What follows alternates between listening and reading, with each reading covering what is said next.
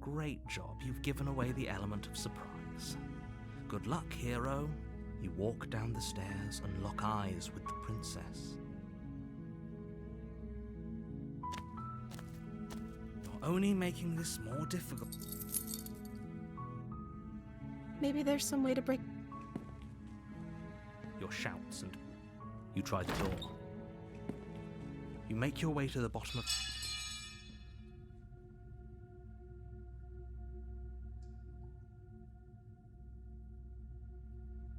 Without hesitation, you bring the blade down and plunge it into the princess's back. Finally. The wound drives her to the ground. Okay, there's no going back now. I'm with you to the end. You bastard! Were you lying to me this whole time? The princess pushes away from you, the motion ripping the blade from her back.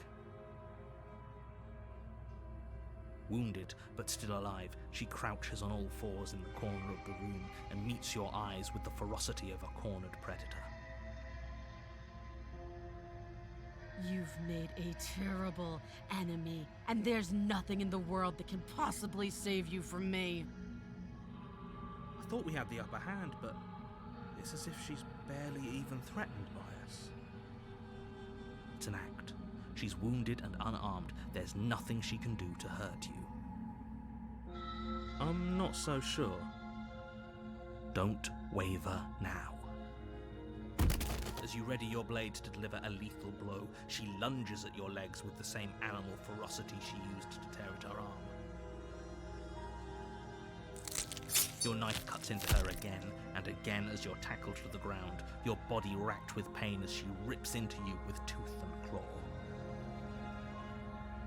Forget about trying to rescue her. This is about survival now. Give her everything you've got.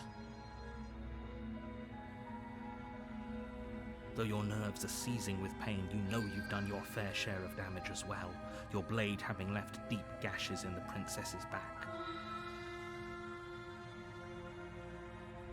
You seize a moment of hesitation to throw her off of you and shakily push yourself back to your knees. We can still turn this around.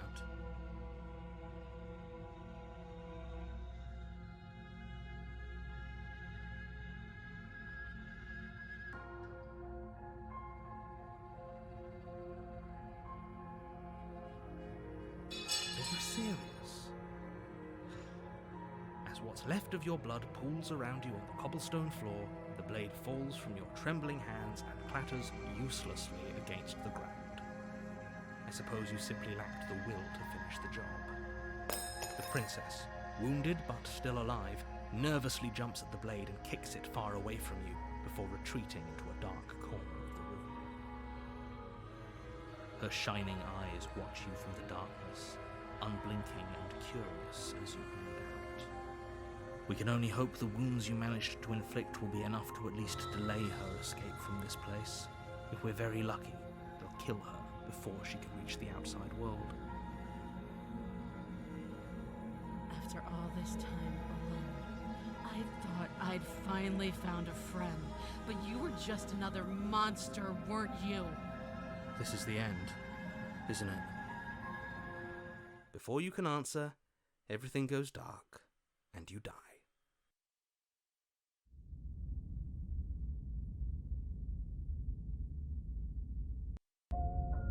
You're on a path in the woods, and at the end of that path is a cabin.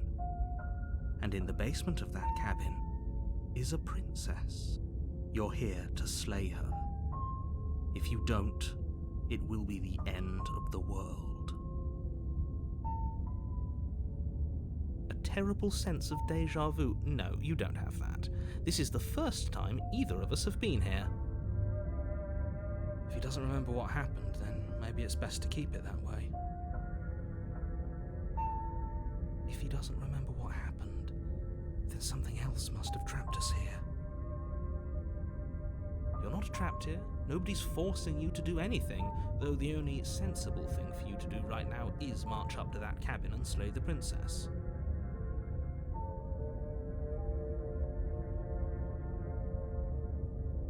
We could go back and forth on this forever, and it won't get you any closer to doing your job and saving the world. So let's just agree to disagree.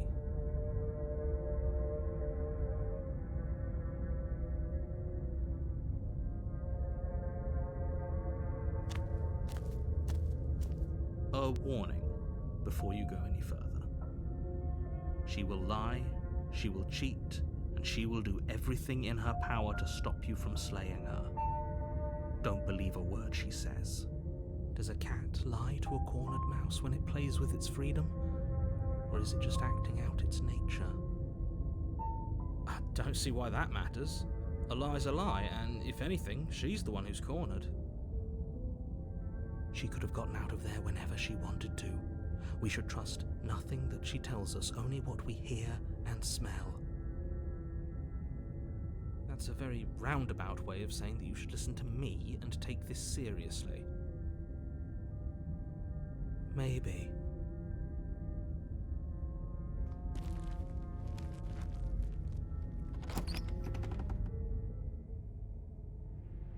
The interior of the cabin is ruinous and dilapidated. It feels like no one has lived here for a long time, wind rushing in through cracks and holes in the wooden walls. The only furniture of note is a termite-eaten table with a pristine blade perched on its edge. The blade is your implement. You'll need it if you want to do this right.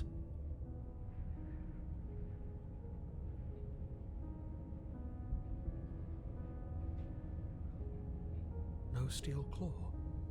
Do you think we can talk our way out of this? I don't think she wants to talk.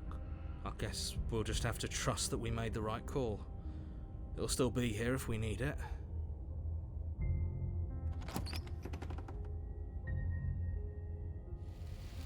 The door to the basement creaks open, revealing what's left of an old wooden staircase.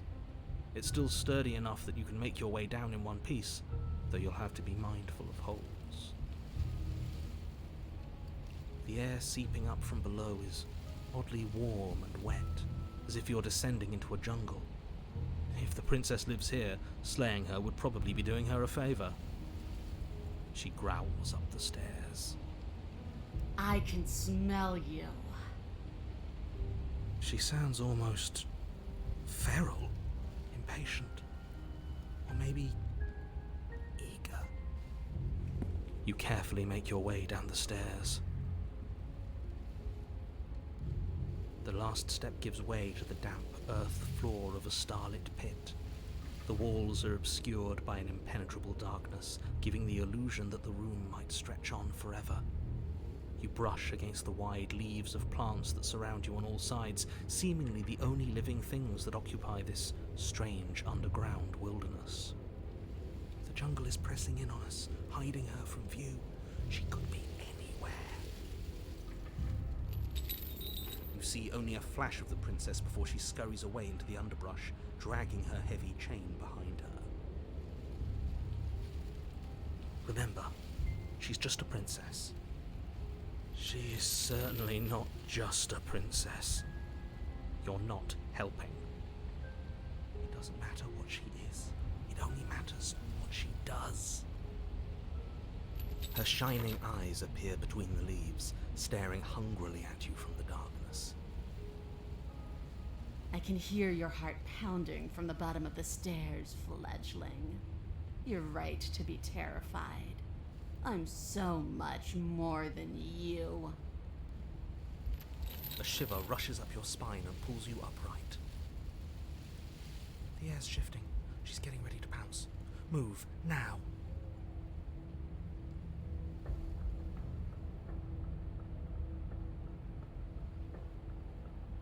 Anywhere. We're not. Move.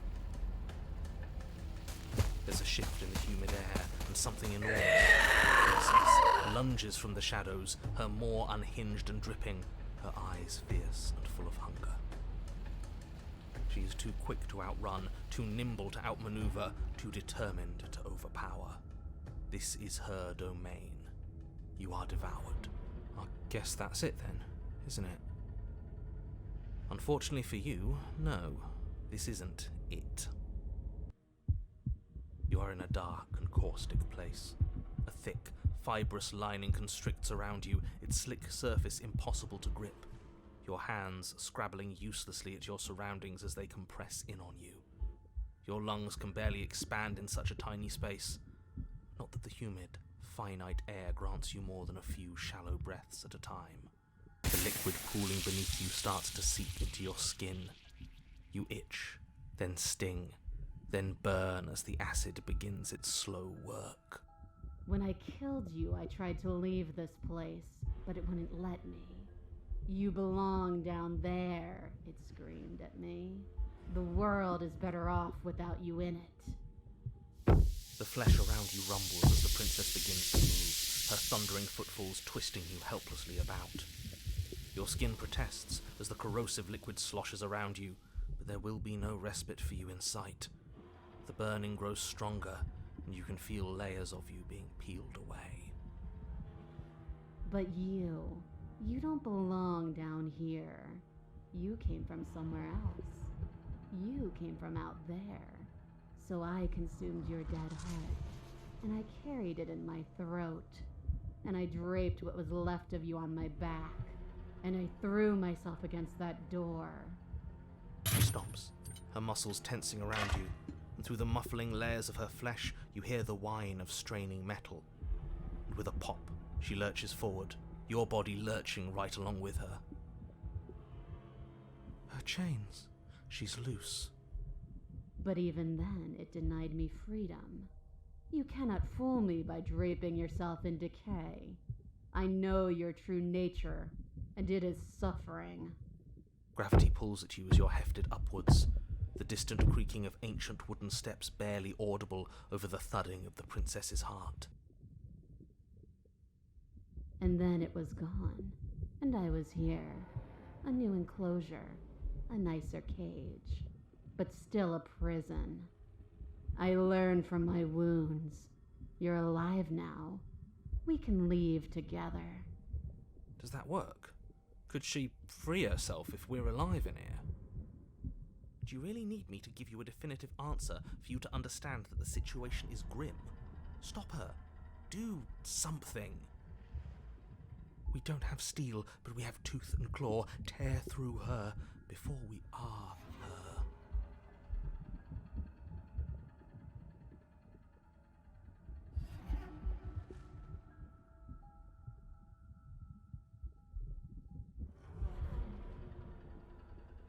I understand it, and it understands me.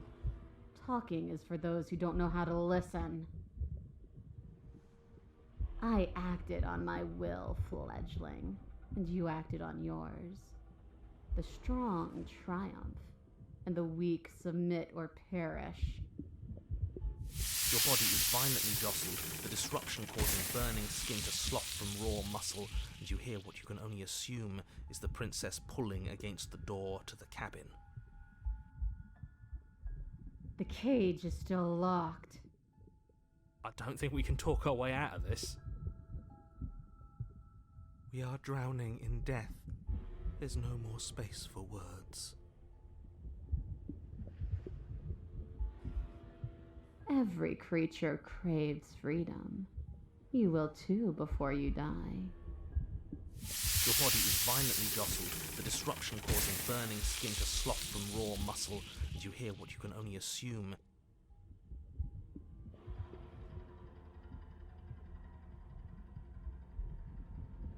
So you do want freedom. The click of what you presume to be a door ripples through the layers of suffocating flesh. But we didn't. Apparently, that was all it took. That wasn't so hard.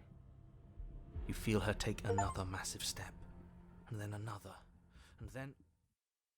And then... It's gone quiet, hasn't it?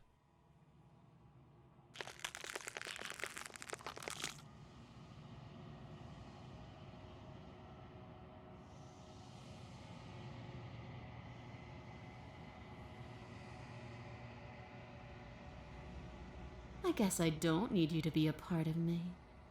How lucky for you. This place is cold.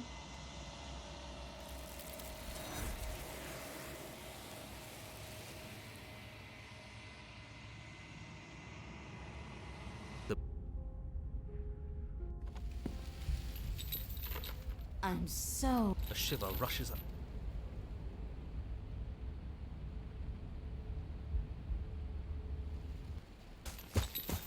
You lunge to the side. In an instant, she's pounced on the spot where you would have been. Before you can blink, she's... You're faster than you were before. You whirl around to... So she's cut off.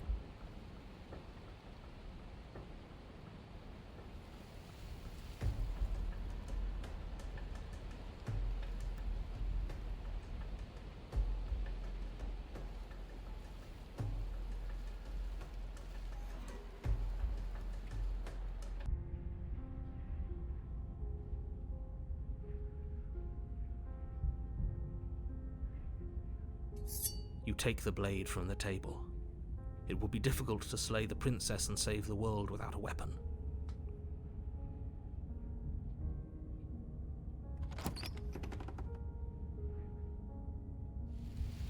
The door to the basement creaks open, revealing what's left of an old wooden staircase.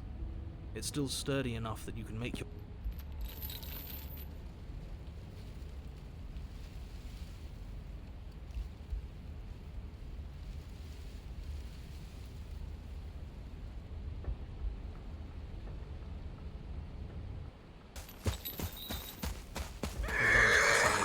direction on instinct. As you land, you're buffeted by a gust of air, disturbed by the sudden motion of a massive body. The princess. In an instant, she's pounced on the spot where you would have been, her chains rattling across the floor behind her. Before you can blink, she's gone, vanishing once more into the shadows. But you still feel her gaze on you. You're faster than you were before, but you're still meek, reactive, prey. You whirl around to find her, and your gaze meets hers, a pair of shining eyes peering out at you from just beyond the basement stairs. So she's cut off our escape. Shit, what do we do?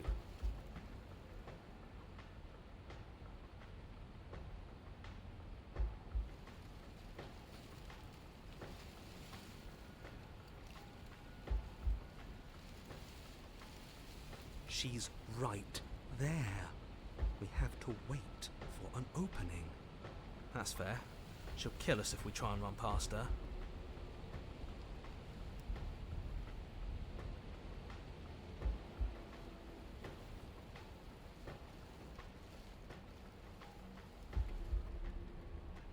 You cannot reason your way out of this, fledgling. There's no compromise with what I am. At least she's upfront about her intentions.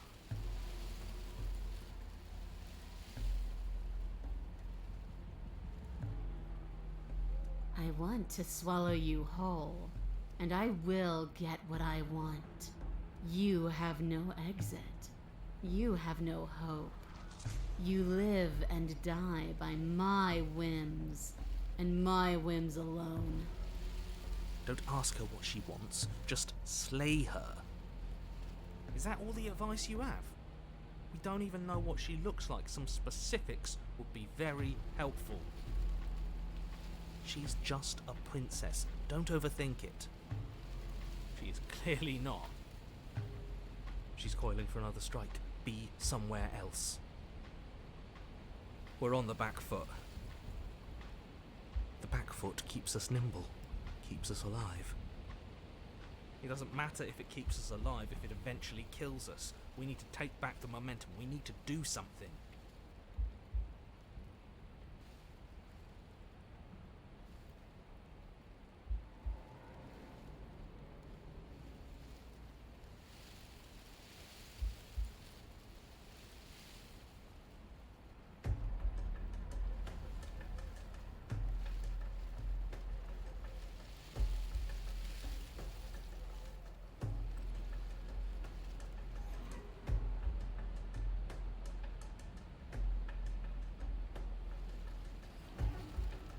We have the blade.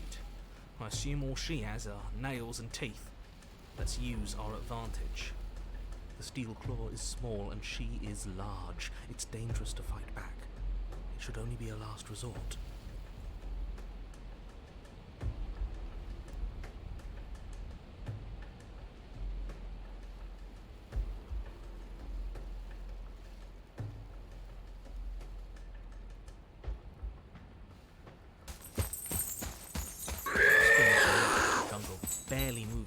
away before the princess surges past you with a speed that makes her practically unseen.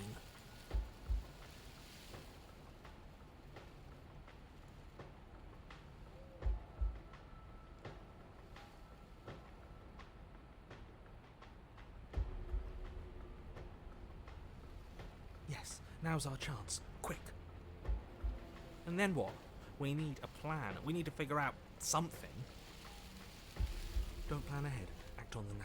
All that matters is that we stay alive. As you turn to sprint for the stairs, you feel the air shift. You instinctively glance behind you just in time to see the princess lunge from the shadows, more unhinged and dripping, eyes fierce and full of hunger. She is too quick to outrun, too nimble to outmaneuver, too determined to overpower. This is her domain.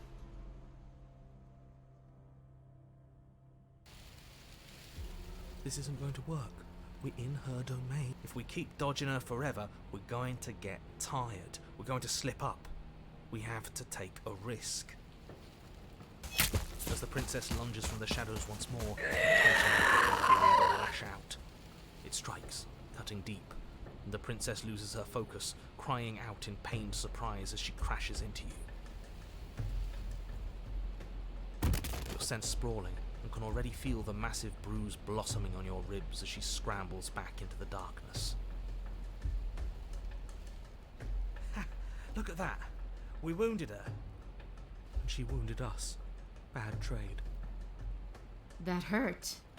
Are you just the cornered animal you seem to be? Or could you be a rival?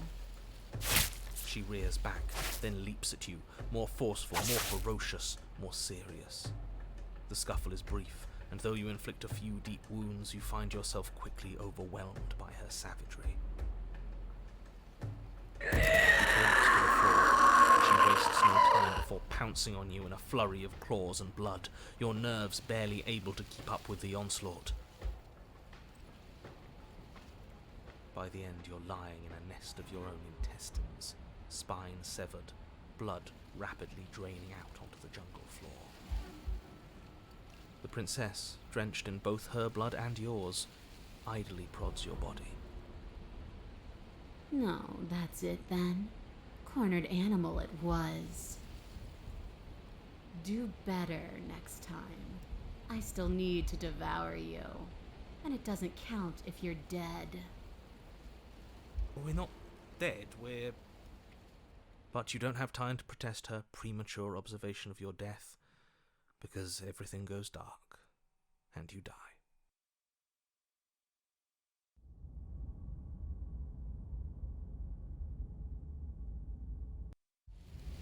You're on a path in the woods. Yeah, we are. And this time we're not gonna run until we die. We're taking her head on and we're winning. You felt her. She didn't have a soft underbelly. She didn't have blind spots. What could we have done that would have saved us from her hunger? When someone tries to make you dead, you have to hit them back. You have to show them your authority. There's nothing worse than a bully that thinks they own you. Great. So you've been here before. That doesn't bode well. You're not supposed to have been here before. This is supposed to be one and done. Oh, shut up. It bodes fine. You're the reason we're stuck in this shit situation. Now I have to do the hard work of dragging us out. And how do you intend to do that? We're going to fight her, and we're going to win. There's a reason she slinks around in the shadows. Well, no complaints here. Now hold on. We're not just gonna let the fact that he knows things about this whole Lupin situation go, are we? He's not important. He can have his secrets for all I care. She's killed us twice now, and that's enough of a reason for us to want her dead.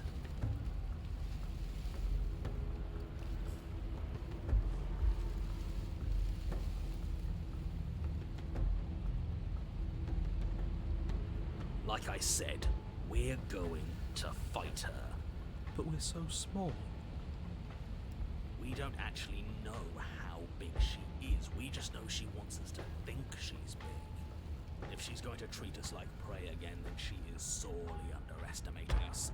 One good wallop, that's all we need to put her on the defensive. Ground is ground. It doesn't matter what shape it takes. We'll adapt. If it looks different, that's because the situation has started to spiral out of everyone's control. So please, disavow yourself of the notion that you can just come back here and fix this place if you manage to make a mess, before that line of thinking leaves you yet another world in ruin. Though, as evidenced by you dying twice, it's safe to assume the fates of the worlds you've left behind don't concern you very much. Consider this your last opportunity to make things right, for you and for the rest of existence, but especially for you. We don't need your pep talk. I'll make sure we pull this off. I've told you as much as I can without putting you at a disadvantage. If anything, I've told you too much. Like that grumbling voice said just a moment ago, you've already died by her hands twice. You shouldn't need much else in the way of motivation.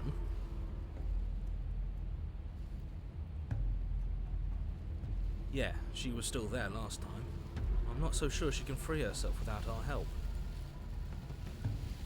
Maybe not quickly, but it's inevitable that cabin won't last forever.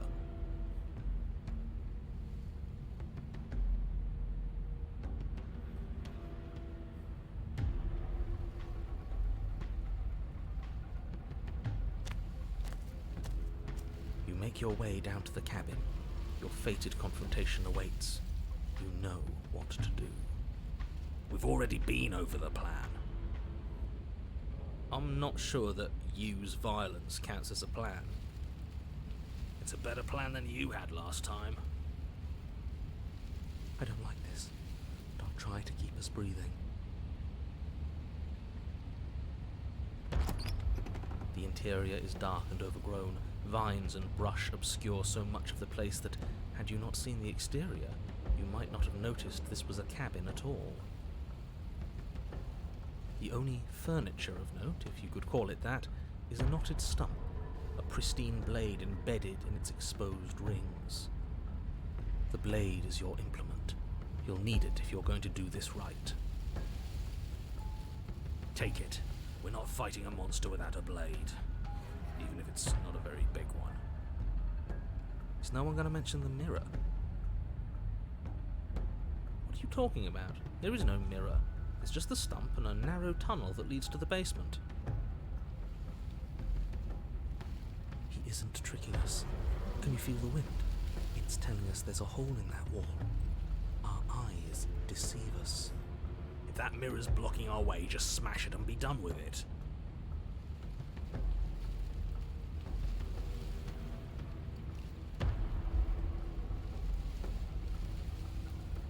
I don't know what you're planning, but you're making my job a hell of a lot harder right now. The steel claw makes us sloppy, too confident. We'll be faster without it. You step forward, approaching the small hole that leads to the basement, hesitating before you enter the princess's lair. You heard him. Stop hesitating and smash that antique. That mirror isn't part of this place. It's seeped through from somewhere else. It, if there even is an it, is a hallucination. Like you said, you've been here twice before. Your mind was bound to start playing tricks on you eventually. It's so grimy. Maybe we can wipe it clean and finally get a look at ourselves.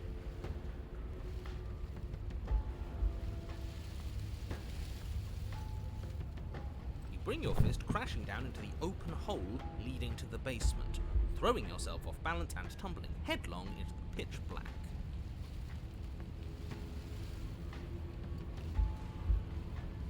If there were once stairs leading into the basement, there is nothing left to attest to their existence now.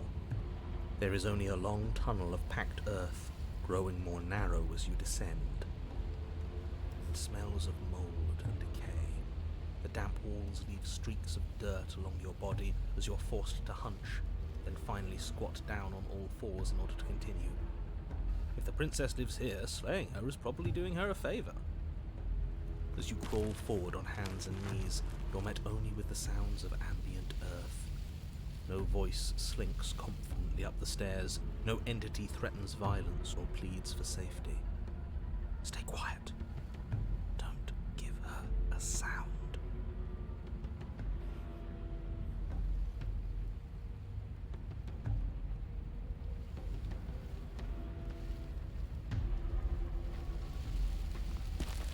You say nothing, maintaining the silence as you carefully make your way down into the basement.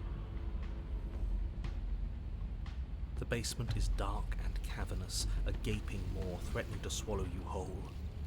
There is no light here, save for what little starlight has managed to filter down the tunnel. And though you can't see the vastness of the space, you can feel it. You're exposed. Doesn't matter if we can't see down here. We know where she is. It would be better with a blade, but we'll make do.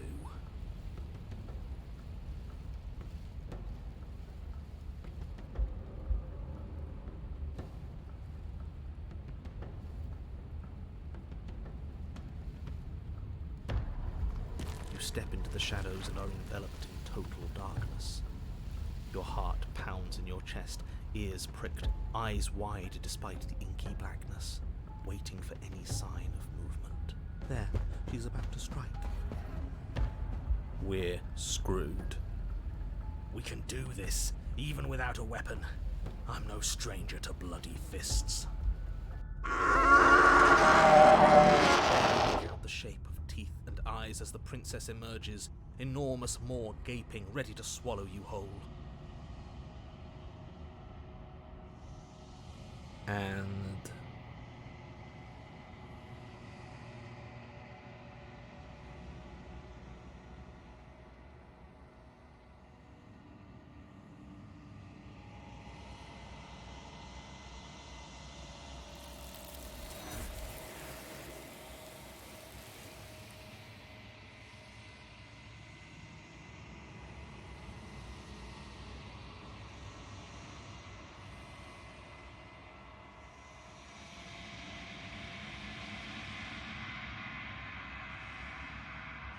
she's gone.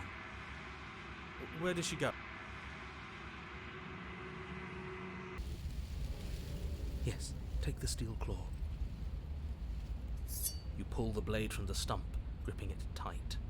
It would be difficult to slay the princess and save the world without a weapon. Good. One step closer to ending this. You step forward, approaching the small hole that leads to the basement, hesitating before you enter the princess's lair. You heard him. Stop hesitating. You reach forward and wave your hand over the open hole leading to the basement. See? Nothing. Tricks of the eye. No one sense can be trusted on its own. You step forward into the darkness. If there were once stairs leading into the...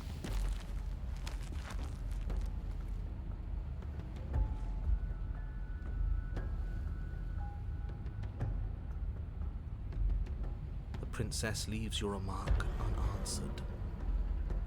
See, she knows we have to be like her.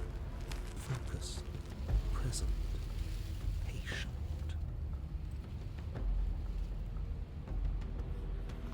You step into the shadows and are enveloped in total darkness. Your heart pounds in your chest, ears pricked, eyes wide despite the inky blackness, waiting for any sign of movement. Swinging your blade, its tip intercepting her before she can draw first blood. She recoils, stunned for a brief moment. See? I told you. We needed to assert our might. We needed to prove to her that she can bleed too. She'll doubt her every move now. Even more ferocity than before. But that voice in your head wasn't wrong. Within that ferocity, there is also hesitation. Not much, but enough. Not a word is spoken between you and the princess as you exchange blows in the dark. The glint of bloody claws and fangs, the flash of wet steel. In the pit, all of your senses are heightened, each injury stinging like a chorus of insects, each small shift in your favor a major victory that swells your heart. Reaches a climax. And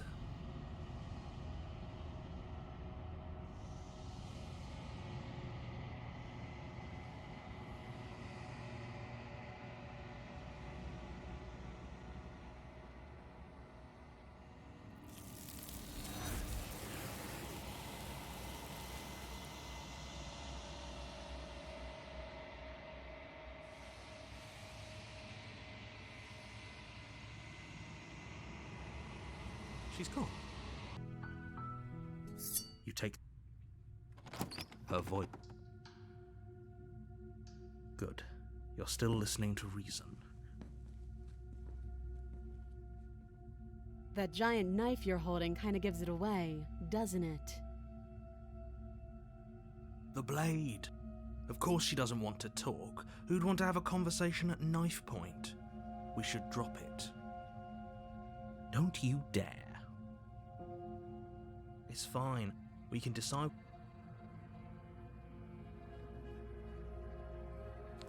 You ignore. You go into this expecting to die.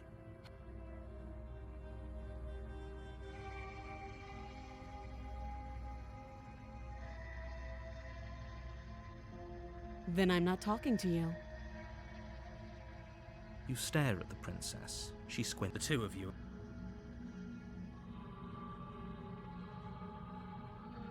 You charge the princess, blade trembling in your hand, but you've already lost the battle. She casually sidesteps your thrust before knocking you to the ground with a single blow from her elbow. We shouldn't have hesitated. But she doesn't stop there. She kicks you a few times for good measure, the pointed tip of her shoes feeling like a pickaxe against your fracturing bones, making sure you stay down. As you lie, crushed and broken on the basement floor, the princess kneels on your throat, with the kind of weight you didn't think her slight frame could possibly possess. As you gasp for air, she eyes you with an intense curiosity. You shouldn't have let that fear creep into your heart. You had the upper hand, and now look at you. Is this really the best you could do? Look at you. Completely broken. I'd be lying if I said I wasn't a little disappointed. She applies more pressure, slowly squeezing what's left of your life out of your lungs. This is the end, isn't it? I'm afraid it is. Everything goes dark, and you die.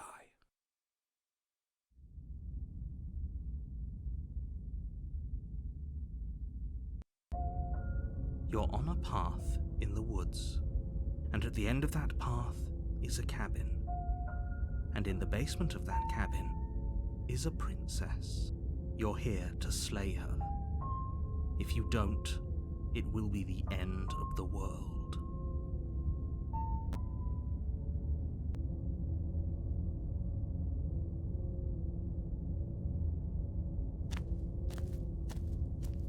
A warning before you go. She will lie, she will cheat, and she will do everything in her power to stop you from slaying her. Don't believe a word she says. We might as well just pledge ourselves to her and stop pretending we're capable of doing anything in this situation. She probably doesn't even need to try to overpower us. Can we tone down the pessimism just a smidge? I'm not being a pessimist. I'm just being realistic. You're being annoying. Just ignore their bickering, and whatever you do, don't pledge yourself to her. I cannot stress enough how absolutely catastrophic that would be for everyone, yourself included. I agree. If she's wrongfully imprisoned, then we should rescue her, but if he's telling the truth, we shouldn't just hand her the world on a silver platter. Rescue her? Given the stakes of the situation, there isn't really a difference between rescuing her and pledging yourself to her. Either would be terrible. So please try to ignore both of those knuckleheads and focus on saving the world. Let's not make this harder than it has to be. If that's what you want, I guess I don't have a say here.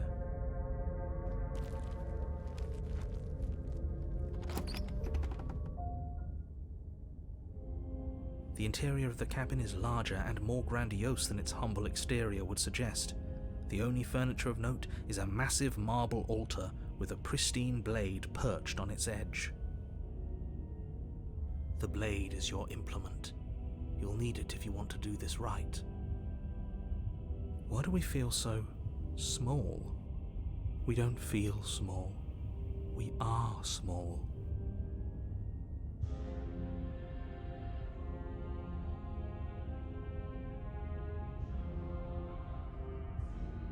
No blade this time. Yeah, maybe she'll be more receptive if we're unarmed. Blade, no blade, it doesn't matter.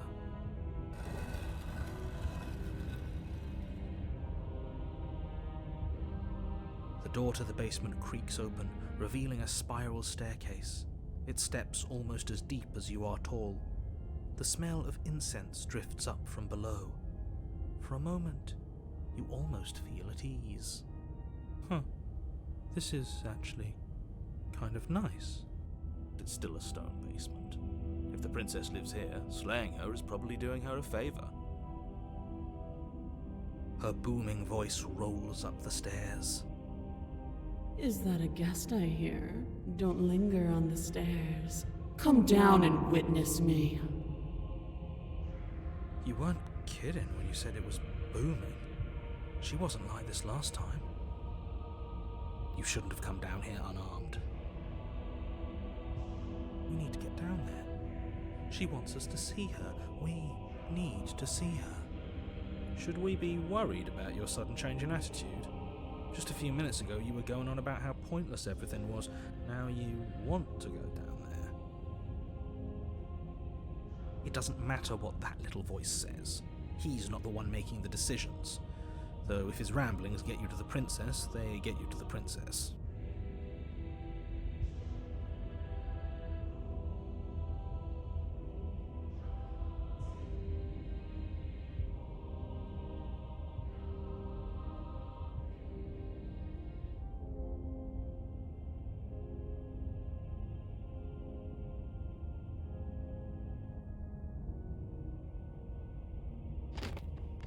Making your way down the spiral staircase is a time-consuming and exhausting effort, every step requiring you to clamber over one edge before dropping to the next. But soon the end comes into view, and you tumble to the bottom, entering the vast, temple-like room beyond. The princess towers over you, almost glowing in the weak starlight, her figure framed by a stained glass window. Her long hair billows around her, and a chain binds her wrist to the far wall. The chain is nothing to her. It might as well be a toy for all the good it would do. I told you it was pointless to resist her. The little bird has returned to me. I wonder what he wants.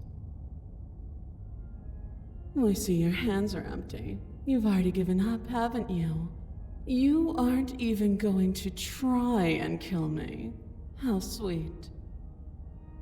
And more than a little disappointing. She's disappointed in us?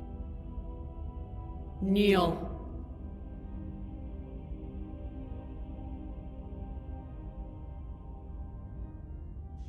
But the words don't leave your mouth.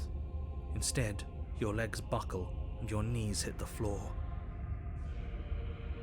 That's my good little bird. Now, why don't we talk? The last time we met, you tried to kill me. And yet here you are again. This time groveling at my feet. What a wretched sight. What draws you back here beyond the empty halls of death? Speak. The last time we met, nobody should have met her before this. You should be the first. You're the only one I trust to deal with her. Then you shouldn't have trusted us. There was nothing we could do to stop her then, and there's nothing we can do to stop her now. He's being melodramatic, but yeah, we've been here before, and she absolutely destroyed us. What are we even supposed to do to stop her? That's worrying. Whatever you do, don't tell her why you're here. It's best not to give her any ideas.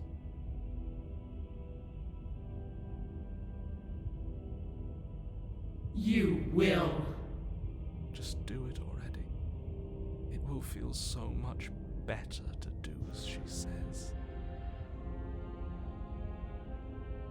Do you think holding shut your beak is enough to stop me from prying it open? Do you think your skull can save your thoughts from being seen? Can she do that? There's nothing she can't do. Confused, meek, a chorus of submissive indecision. Is that why you came to me unarmed? It doesn't matter. All of it is easily brushed aside. And there it is. I am destined to end the world. Something about that thought wraps itself around my heart. It feels like a fundamental truth to my being that I'd somehow forgotten. The collapse of the old is a necessary prelude to the birth of the new, and the world as it is now is overdue for alterations. It's time for me to seize my destiny, and you, little bird, will help me seize it.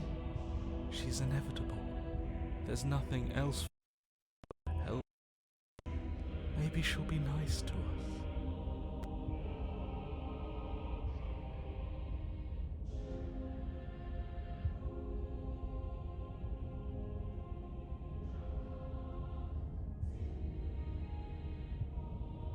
And all you have to do is break these chains and set me free. Don't be rude. Of course she can. It's not rude to question someone who's apparently trying to end the world. That's exactly why it's rude. We should know our place. I can, easily, but that isn't what I want to do. The story of a terrible and bountiful god unbounded of her own will is no story at all. It's not worthy of everything I am, or everything I'm bound to become. It isn't even worthy of what I was. The destruction in Genesis that's to follow in my wake is deserving of a song that can echo for eternity. The song of you, being so struck by my glory, so overwhelmed by what I am, that you feel you must deliver me into the world. And from your act of utter devotion and submission springs a new dawn, a better dawn. Submit now, submit later. It makes no difference. Because in the end, no matter how vainly you struggle against me, my will triumphs over yours. This isn't about desire. This is about what I am. And I have little interest in discussing destiny with one that cannot see the divine truth that shines in my heart. Know the limits of your privilege, little bird. There's an empty place at my side for you to fill, if you'll have it. But it is not a place for an equal. It is a place for something worthy to be kept. A priest, perhaps, or a pet.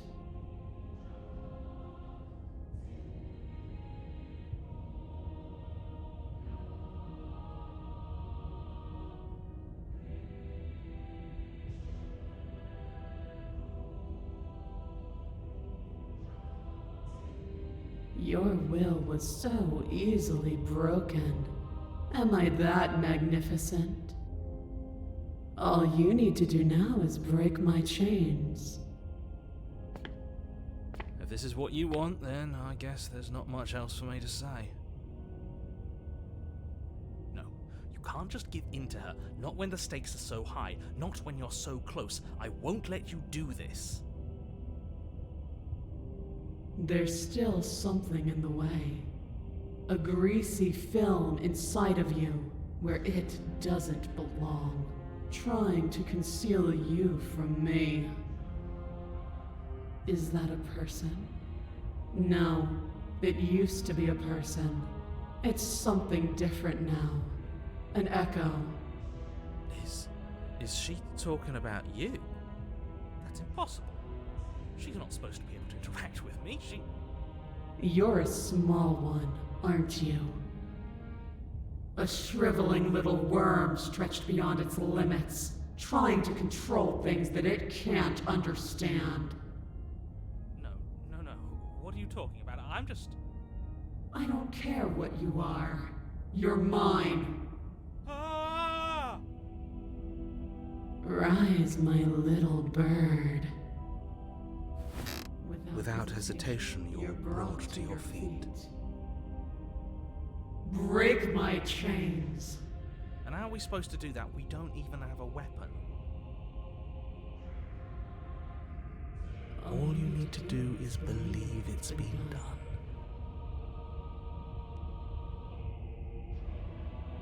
You poor, wretched little thing. You already do believe. You've always believed. All you have to do is open the last door to your heart. It's easy. And once you let her in, you'll be safe and free forever. Please, don't do this. There's nothing to be sorry about. This is how it was always going to be. And it is good. Alright, I'm done with this. I'm just gonna go sit in the corner. Let me know if we get our agency back. Her chains shatter, and the cuff falls from her wrist. She is loose, and the end is upon us. What a good disciple you are. Come, it's time for us to leave. Nothing, and then everything.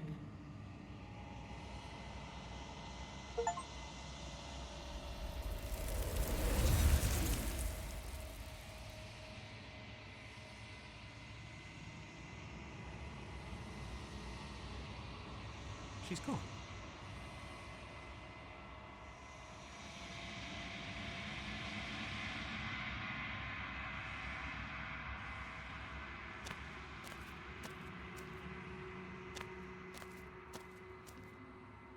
Flickering lights and empty cityscapes become pockets of vitality and movement.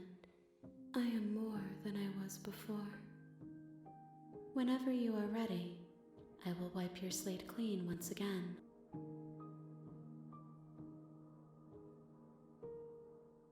Eyes close in reflection. Perspectives meld together, and the breadth of my experience stretches to new corners. There are contradictions, conflicts in my nature, and there are familiarities that bind everything together. It feels correct. This is what I need to be. This is the only path forward.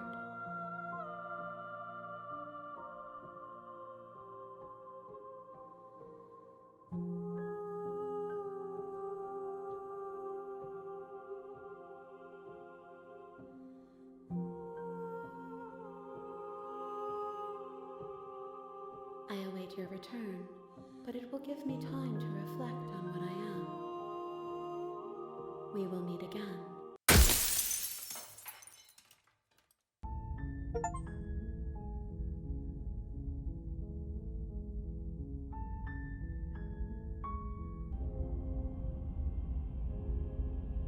You poor deluded thing.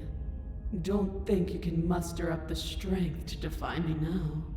You already submitted the moment you entered this temple without the will to end me. What is she talking about? She's talking about your ridiculous decision to come down here unarmed. But it doesn't matter. Don't let her talk you into bowing down to her or whatever it is she thinks she can make you do. You can still go back and get the blade from upstairs. You can still stop her. But we're already here, and we already made our choice, and there are so many tall stairs between us and that altar. You're right about one thing. You already made your choice, and your choice was to defy her. I don't care how many stairs there are or how tall they are, you're going to turn around right now, take the blade, and save the damn world. Even now your vessel twitches and trembles, consumed by conflict with yourself. But that part of you standing in hopeless defiance isn't the only thing resisting me, is it? There's something else in there. Someone else. A greasy film sheltering your heart. Is that a person? No, it used to be a person. It's something different now. An echo. Is she talking about you? That's impossible. She's not supposed to be able to interact with me. You're a small one, aren't you? A shriveling little worm stretched beyond its limits, trying to control things that it can't understand. No. What are you talking about? I don't care what you are.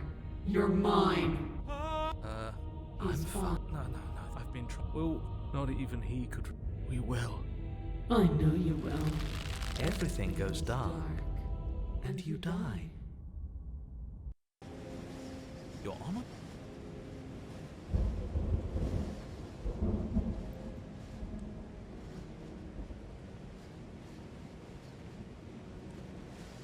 Oh, let me guess. At the end of that path is a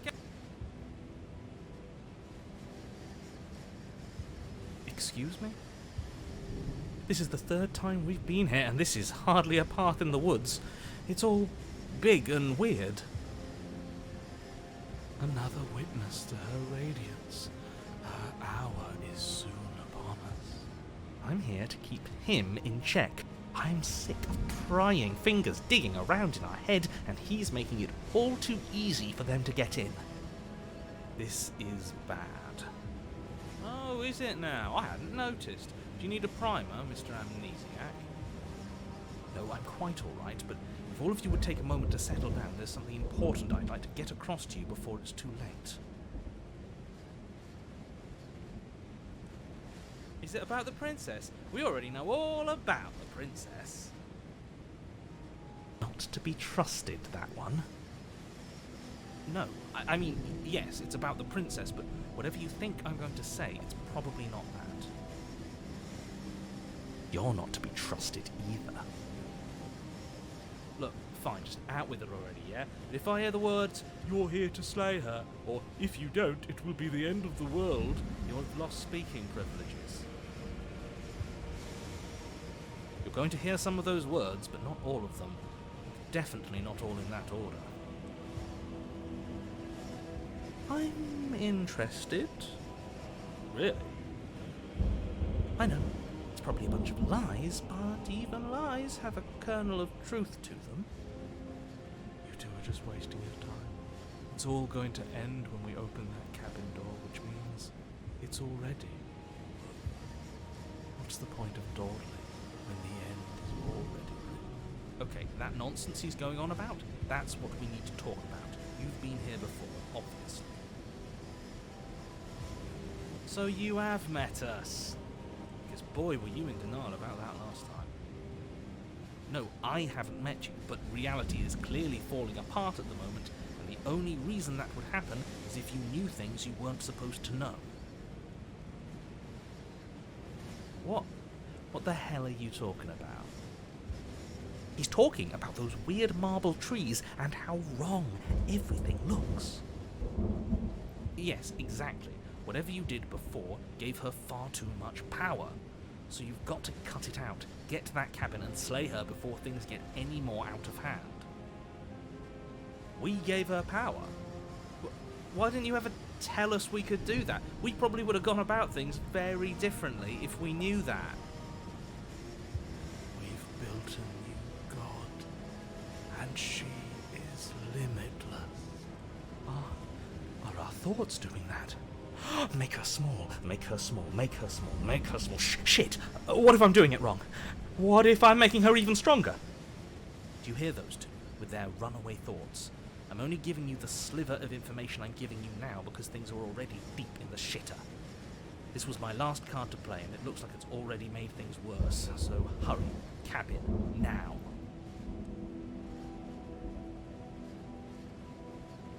And right now you have neither the time nor the mental acuity to handle a single response. It's now or never. As you finish your inane question, the ground quakes beneath your feet. You feel an unyielding force pulling at you and your surroundings. The trees start to sway and then crumble, breaking apart as everything is drawn towards the cabin. Even the earth beneath you seems to shift, your feet unable to grip solid ground as you're dragged forward along with everything else. The end of everything. The beginning of something new. The moment we open that door, she will be free. Stop believing everything you hear. We just have to get our thoughts in order. We just have to think straight. Any, words of warning? You already know everything you need to know. As you step forward, the cabin explodes. You're flung backwards, violently slamming into a tree as debris rains down around you.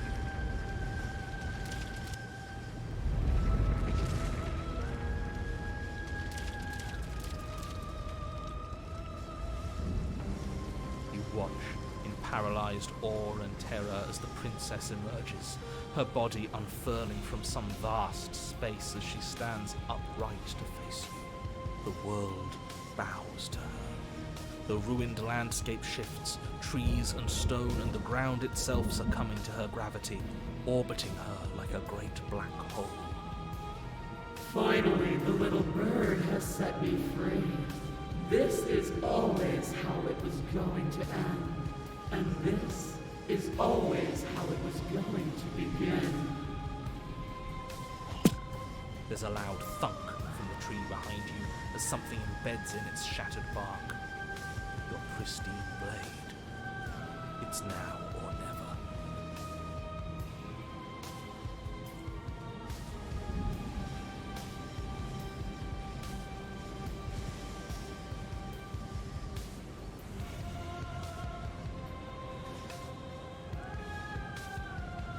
Fill the empty seat at my side. Join me for a new dawn.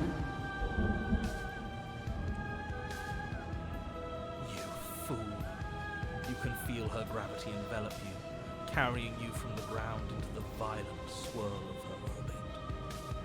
Why do I feel so cold?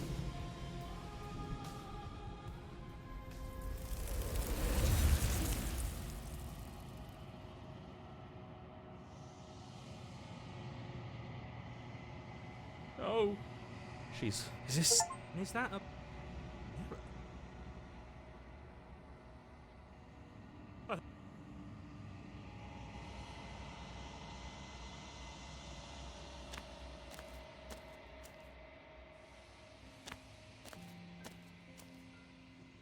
Flickering lights in empty city.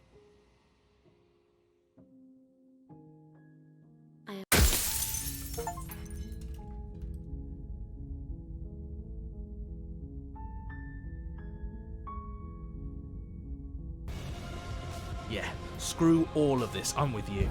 A real god wouldn't need us as part of her plan. You'll never make it. And even if you do, what could you possibly hope to accomplish? We'll do what we were always supposed to. We'll take this blade and we'll sink it into her heart. Look at the way everything's being flung around her. If we just throw ourselves in her direction... I don't know.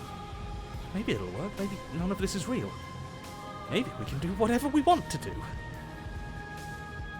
With a forceful tug, you yank the blade out from the tree. You close your eyes, just take a deep breath, and for a moment you can feel everything around you, like you're a part of everything, and everything is a part of you. And then your eyes open, settling on your target.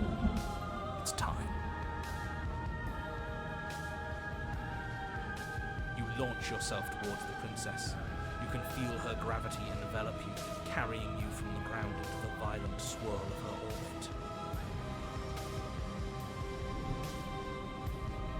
Even now you defy me. Do it then. Show me what you think it takes to end what's destined to end everything. Yeah, do it. Show her.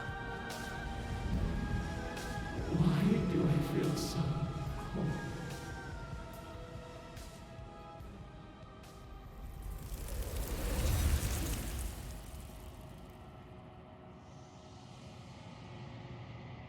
No.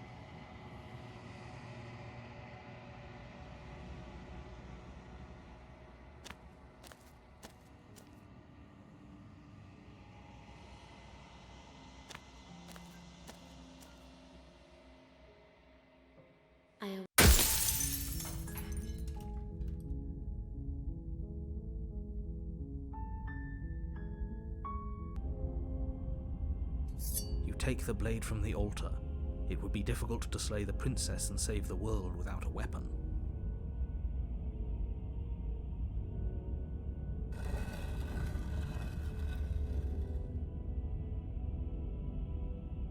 The door to the basement. Making your way down the spiral stairs, the princess towers over you, almost glowing in the weak starlight, her figure framed by a stained glass window. Her long hair billows around her, and a Drop.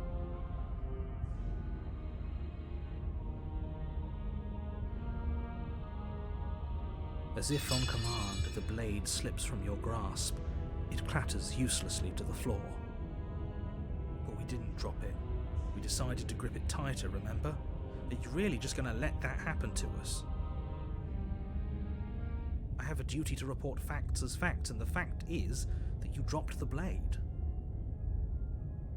Of course we dropped it. She's so much more than us. You wouldn't understand what it feels like to be in her presence. Oh, I understand what's going on, and you'd better snap yourself out of it. Kneel.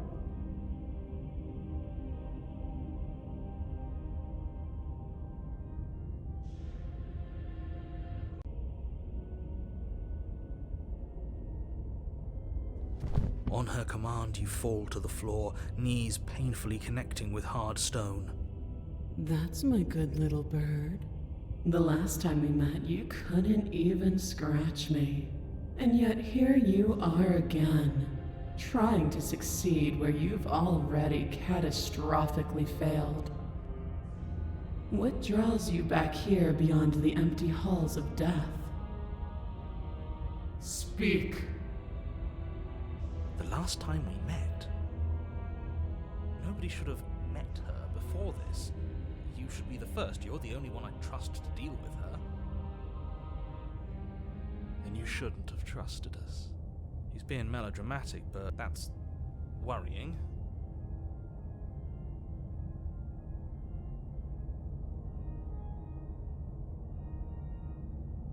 Do you think holding shut your beak is enough to stop me from prying it open?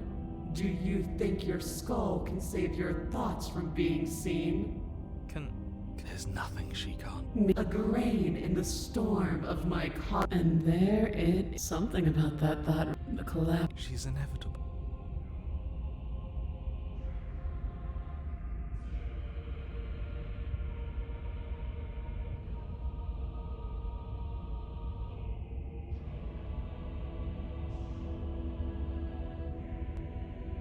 As if on command, the blade slipped. You weak-willed buffoon. Is that so? The princess closes her eyes in contemplation. Something about that thought wraps itself around my heart. It feels like a fundamental truth to my being that I'd somehow forgotten. The collapse of the old is a necessary prelude to the birth of the new, and the world as it is now is overdue for alterations. It's time for me to seize my destiny, and you, little bird, will help me seize it. She's inevitable. There's nothing else for us to do but help her. Maybe she'll be nice to us.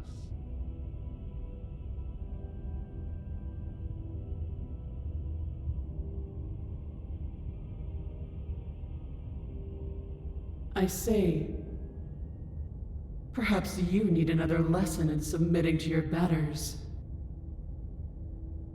Pick up that needle. Do it. It's what she wants. No objections here. I don't know what she's planning, and I don't like that we don't know what she's planning, but we might as well pick up the blade. As your eye falls on the blade, you feel a weight. Some divine hand that sits unperceived by your senses, but that manages to push you towards its desires like an unseen puppeteer. You reach forward and grasp the blade. Stand! This one's easy. See? This isn't so bad. Okay, yeah. We can do that. We were probably going to stand anyway.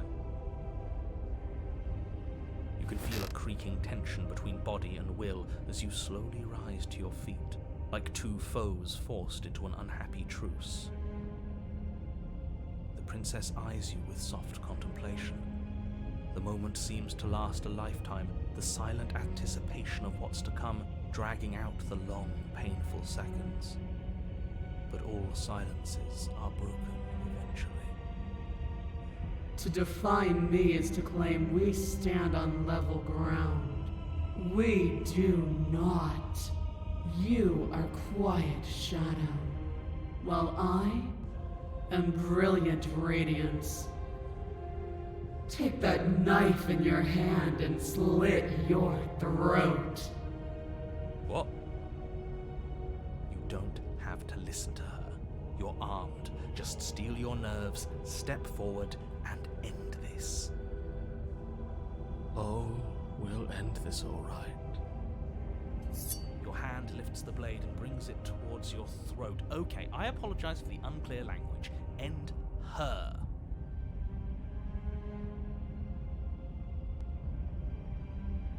No, you can't just slay yourself. You're perfectly healthy and capable, and all you have to do is ignore her and do what has to be done. The blade and the hand that wields it remain firmly locked in place until you change your mind and decide to do literally anything else. Look at you quaking against my will. An ant defying a god. It's pointless to resist. In the end, everything submits to oblivion. But you're not the one resisting me, are you? There's something else in there. Is that a person? No, it used to be a person. It's something different now. An echo. Is she talking about you? That's impossible. She's not supposed to be able to interact with me. You're a small one, aren't you? A shriveling little worm stretched beyond its limits, trying to control things that it can't understand. No. What are you talking about? I don't care what you are. You're mine.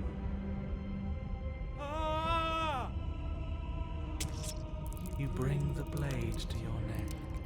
You slice through soft flesh, severing veins and arteries. your blood flowing freely down your body. It's a painful lesson in obedience, but the pain won't last forever. No. When I see you again, you'll free me from my chains and deliver me to the destiny that lies beyond this place. We will. I promise. I know you will. Everything goes dark, and you die. Oh, let me guess. At the end. But a great and horrible change is already underway. Even the earth beneath the end. Stop believing any, you already know it. As you step forward. Yeah, screw all of this.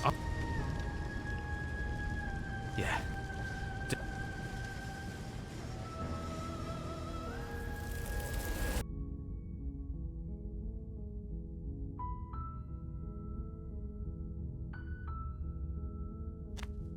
You make your way up the interior.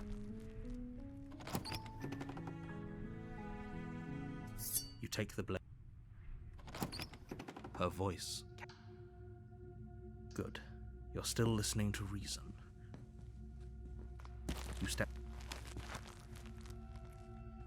You lunge forward without a moment's hesitation. You feel flesh easily give way and look down to see your blade already sinking deep into her heart. Oh. This is it, isn't it? I'm almost embarrassed. I should have seen that coming.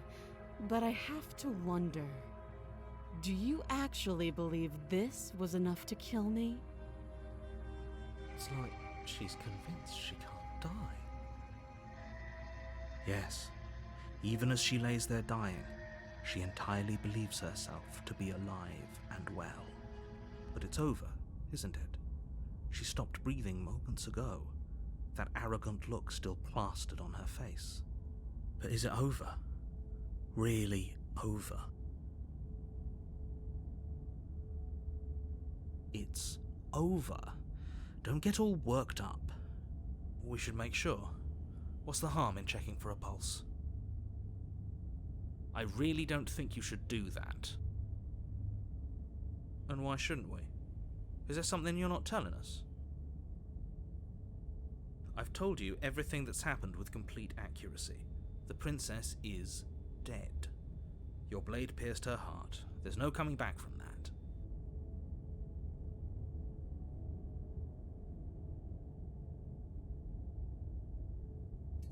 You lean down and wrap your hand around the blade's hilt. But as you begin to slide it out of its resting place, you feel a sharp and sudden jab in your side. What was that? I guess I won't be dying alone after all. Quick, let's get out of here. It's too late for that now.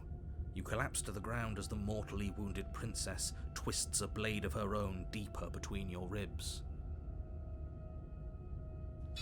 As you fall, she falls with you, exhausted by the effort, the little life that was left in her eyes fading rapidly. An eye for an eye. A life for a life. I guess we're even now. See you around. You were so close. Why did you hesitate? It doesn't matter. At least you managed to take her with you.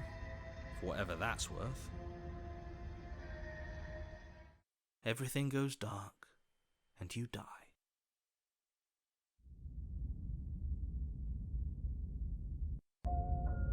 You're on a path in the... A warning. The interior of the cabin is a jagged mess of warped wood and broken boards.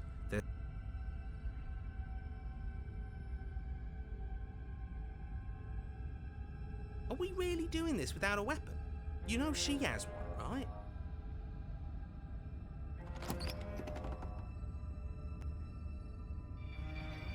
door to the basement creaks open, revealing what must once have been stairs. The fractured slats look as if they've been torn from their source and violently jammed into the wall. The air seeping up from below has an almost metallic quality to it, like the smell of fresh blood. And you can hear what sounds like the rhythmic scraping of metal coming from down below. If the princess lives here, slaying her would probably be doing her a favour. Scraping? She's not even trying to hide her knife. It's like she wants to get in our head. That sound could be anything. It's probably just her chains dragging across the floor. I am begging you to get out of your head. Her grating voice carries up the stairs. I hope you've come to rescue me. I've been stuck down here forever. There is something so wrong with that voice. Yeah, she thinks she's better than us, like she doesn't even have to put on an act this time. As you descend the final step, the form of the princess comes into view, her sharp eyes following you from across the room. Finally, somebody! Quick, get me out of these chains. We're not safe here. Come on now, we're not falling for that, are we? She's trying to trick us, but she can't hide that threatening edge to her voice. She just wants us to get close, to let our guard down. Exactly. She sounds threatening because her mask is already slipping. She knows why you're here. What are you waiting for? You are here to rescue me, right?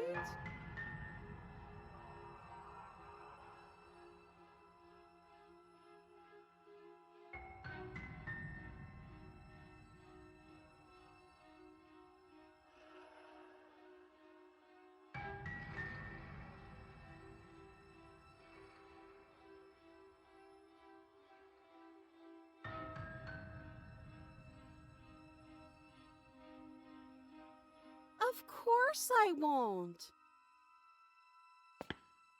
Against your better judgment, you walk across the room to within arm's reach of the princess. I don't like the way you said within arm's reach. You hear the horrible sound of metal slicing through meat. Whose meat? Not ours, right?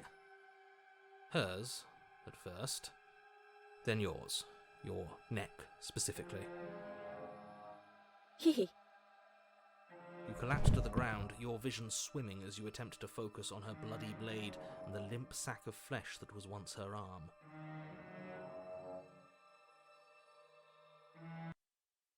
You're going to die now. And with a quick jerk of her elbow, she does just that. Everything goes dark, and you die.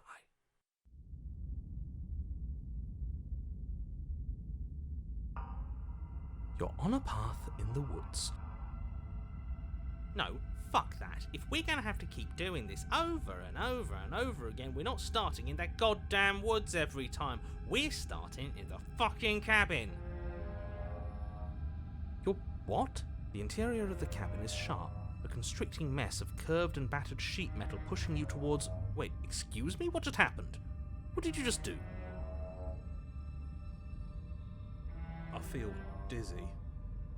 Oh ho ho ho! I guess I took us to the cabin, didn't I? Isn't that interesting? Who holds the cards now? Nobody. Nobody holds the cards. That's how it's always been. That's unfortunately how reality works.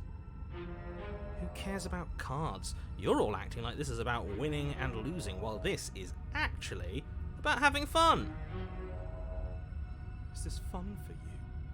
It's not fun for me. I don't like being sliced to pieces. Great, so obviously you've already been here. How many times? This is our third? No wonder things have fallen apart. You do realise that every time you fail, she escapes and an entire world is damned to destruction, right? That can't be right, that's too much responsibility. I couldn't agree more. We couldn't be trusted with the fate of a single person, let alone the fate of the world. let's just stay focused, shall we? The only furniture of note is a bent metal table, a pristine blade perched. We take it. Okay, sure, you take the blade before letting me finish telling you it's there. It would be difficult to slip. What? That blade is the only edge we have. We are not. Too late, because we already did it, didn't we? Fortunately for the rest of you, and for me, and... That is horribly unfair. He shouldn't be allowed to just do things like that. You were the one who made us pick it up. See? You're not the only one who can figure out how to do things. What's done is done. I suggest you make the best of it. You're all so mad at each other. I'm just going to sit here quietly in the corner. You can be the ones to figure out what to do. So, are you just going to stand there, or are you going to head to the basement like you're supposed to? I'd love to get started just as much as you would, but how are we supposed to get down there? You walk through the door. You do. There isn't a mirror. Let's just move it out. Oh. And you still don't. That was you! No, I'm just trying to add some leather.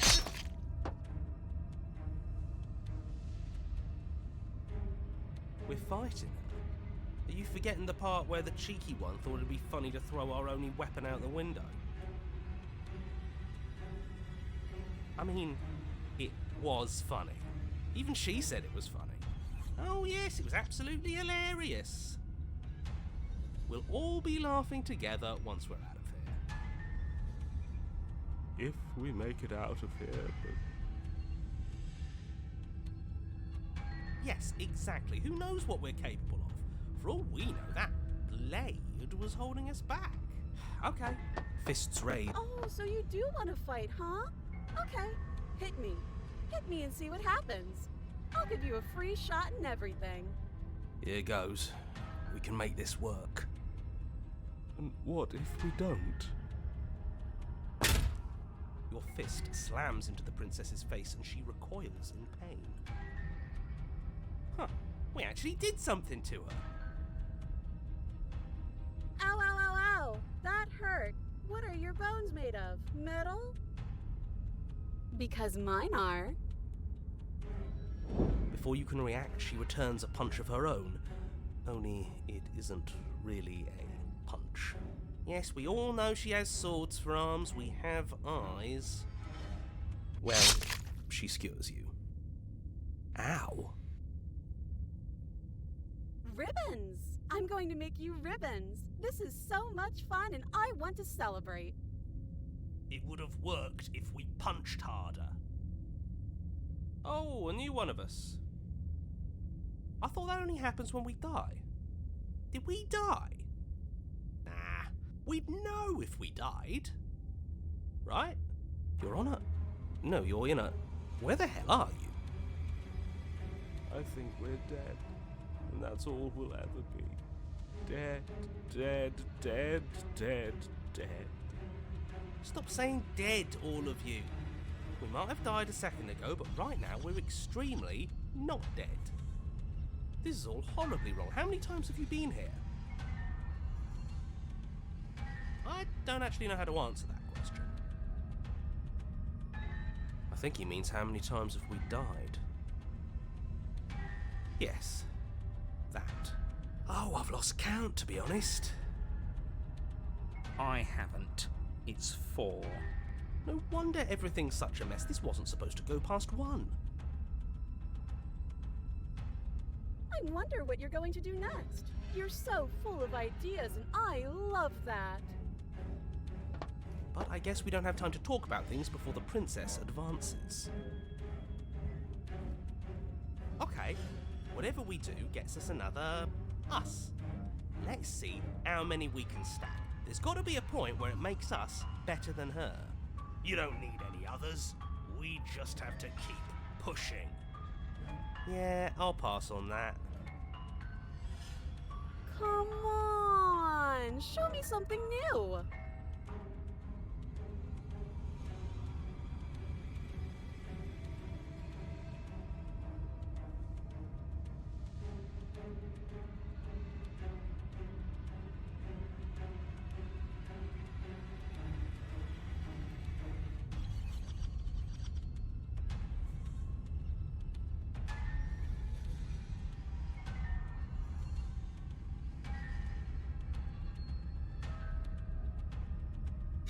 None of this is working.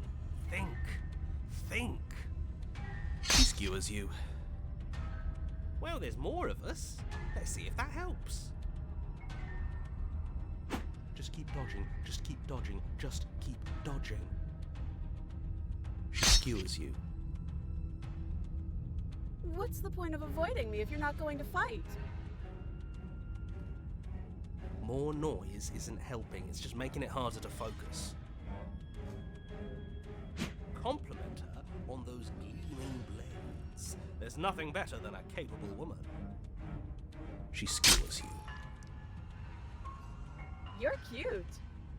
It doesn't matter how many times this takes, we can't give up. We don't even have a weapon. Yeah, some clod threw it out the window. Again, that was you. No, I was just the clod who suggested it. And if I knew we'd be stuck here forever, I wouldn't have done that.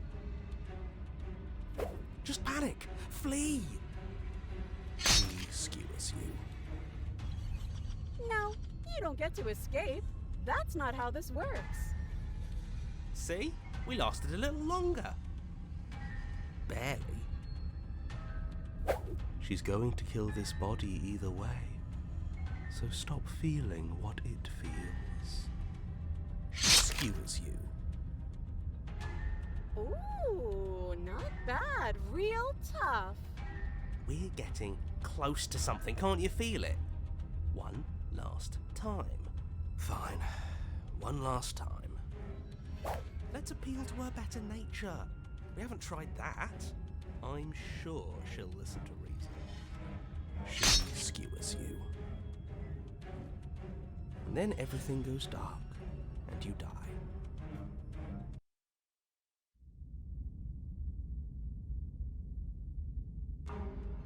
Your Honor, don't lose your head. We're in a cabin. Take it from here. No steel claw, though. Was tossing it the only thing we've done that was permanent? That's a sick joke, universe. A sick, sick joke. If it's gone for good, then maybe we never actually needed it. That's what I've been telling you all. We can do this without it. We're tougher than steel. Yeah, mind over matter. Who needs violence when you have love? Who needs love when you've mastered yourself? Who needs anything when we don't matter? Well, boys, are we ready? There are entirely too many of you. How many times have you been here? This isn't good. This is... How about you stick to describing things, and we'll stick to doing them? Yeah, leave it to the pros. Narrator, we heroically stride through the door and towards our destined final encounter with our star-crossed lover. Fine by me. You walk to the door and onto the basement stairs, only... It's more of a slide. We know. Fine, I'll just shut up then and speed this whole thing along. Anything? It feels like I'm hardly a part of this. Don't care. Just want to see how this ends. Fine. Make your way to the basement, where the princess awaits you. You know, this last time I killed you, and you didn't pop right back up again? I thought I'd actually done it. I thought I'd cut you into so many pieces you just weren't able to stitch yourself back together. But I guess we're not done. That's okay with me. It's good even. I like that. I got something ready for you while you were gone. Do you want to see it? I'm not going to wait for an answer. I'm just going to show you. It's worth it though. Just you wait. And not for very long, because I'm going to do it right now.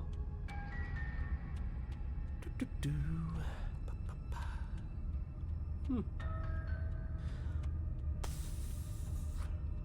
you going to say what she does? Do you want me to talk now? Well, yeah, she says she has something new. I want to hear about the new thing. Yeah, me too. I think I speak for all of us when I say that I would like to hear you describe her new thing. Really?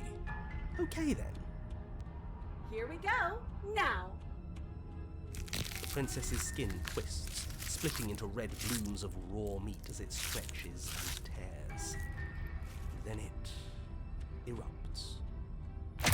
She becomes a wave of blood and viscera, pieces of her splattering against the walls. All that remains in the center of the room is a skeleton of blades. A heart beats furiously in its cage of a chest. Are you ready for what comes next? Holy shit! She's gorgeous. Absolutely divine. Yes, behold the perfect woman. Do you think we can throw her out? That looked painful. How is she still alive? Heart's still beating, that's all she needs. This is fake. This is all fake.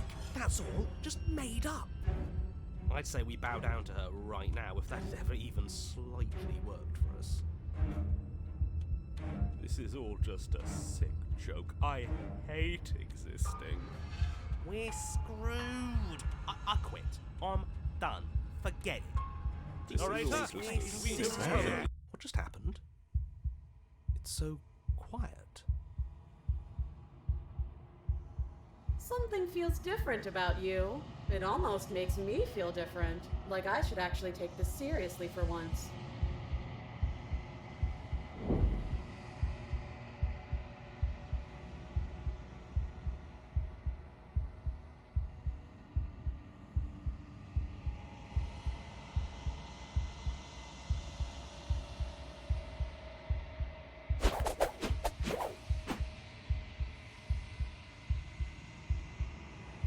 This worked before.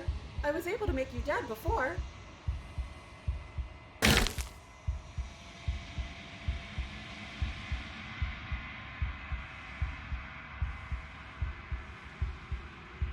you do that? It's funny if you did. You're nothing. You've done nothing to me, and I've done so much to you, and... That's who we are. But it's like you're nothing now. You can't be nothing. If you're nothing, then what am I? Am I nothing too? No, I'm the one who hurts you.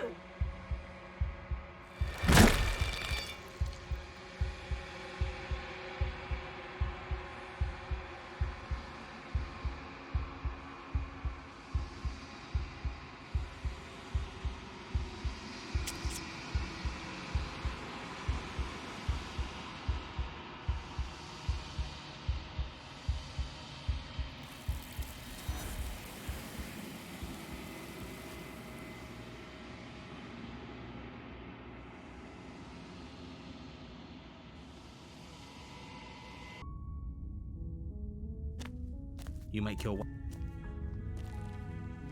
The blade.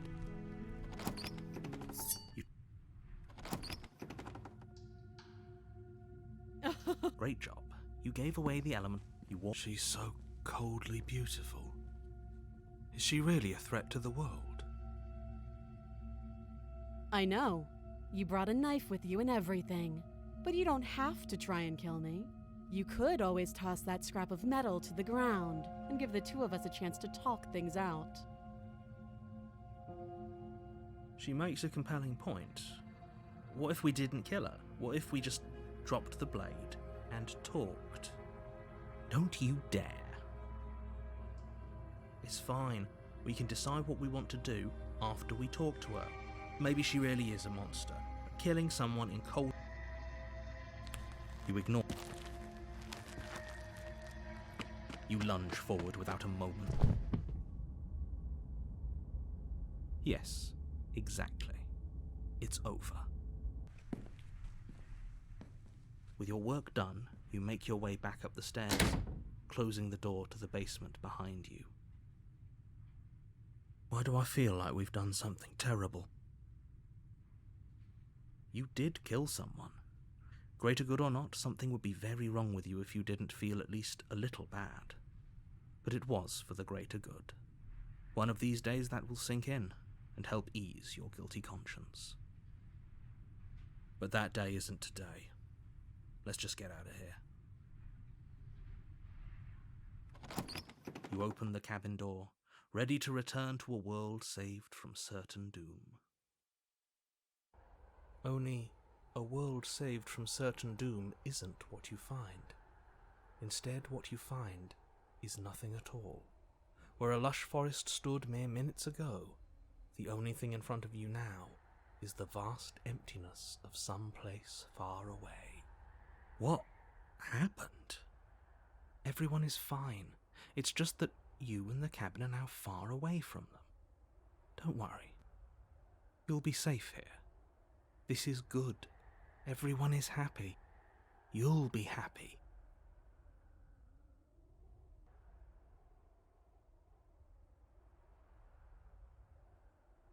What's done is done, and there's no going back now. This is what's best for everyone. Trust me. Time passes. You can't be sure if it's days, or months, or years, or even decades. It's all a wonderful, boring blur. You've never been happier. Psst. Hey, we're not just gonna stay here forever, right? Are we really happy? Or is he just telling us that we are?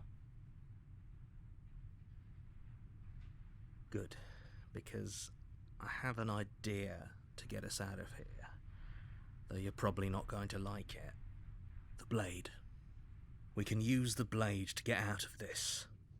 I can hear everything you say, little voice. There's only one thing it would want you to use that blade on, and I'm afraid that thing is you, dear hero. He's right. It's the only way out. Do you hear that? It wants to take this happiness away from you. It wants this wonderful place to end. Do you not? There's more for us to do, and the only way for us to do it is to take that blade and use it. Don't you dare.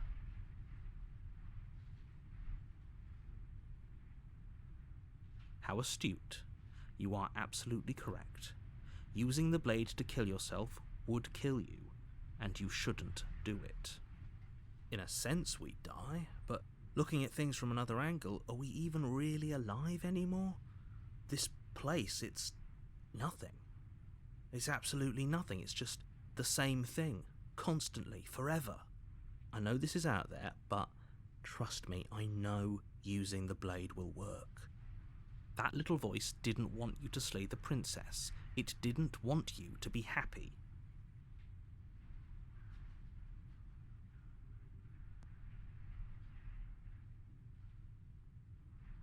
What a relief. I suppose we've got all the time in the world for you to change your mind. More happy time passes, though the word begins to lose its meaning. Time, that is, not happy. Happy still has plenty of meaning.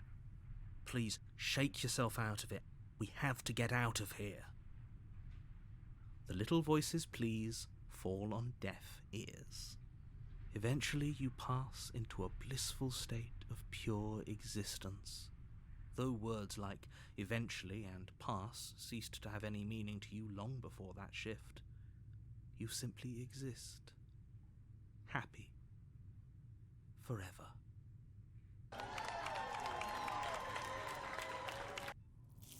You have already committed to my completion. You cannot go further astray.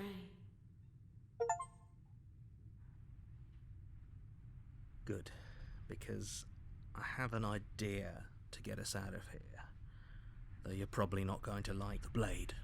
I can hear every... He's right. Do you hear that? Do you not? Don't you...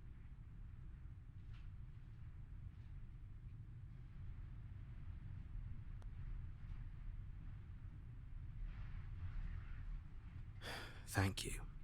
I made this happy little place for you. Is this not a good enough reward for saving the world? An eternity of bliss? You ingrate?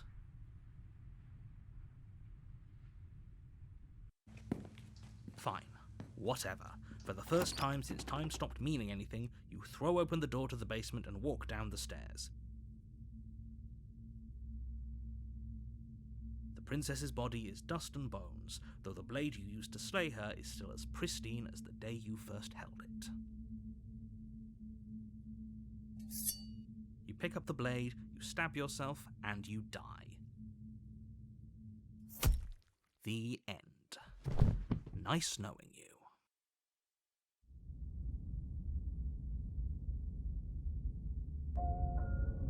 You're on a path in the woods, and at the end of that path is a cabin. And in the basement of that cabin is a princess. You're here to slay her. If you don't, it will be the end of the world.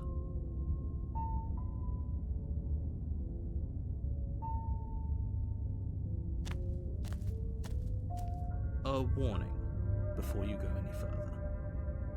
She will lie, she will cheat, and she will do everything in her power to stop you from slaying her. Don't believe a word she says. She won't be a problem.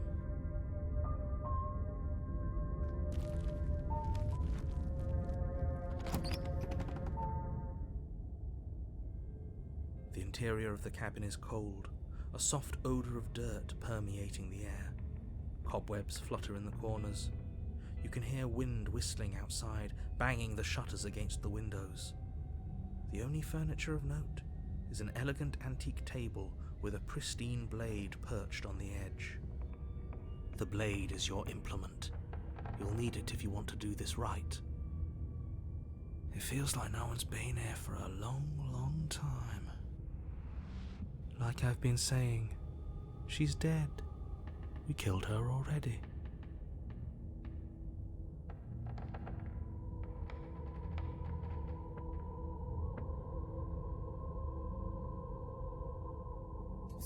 You take the blade from the table.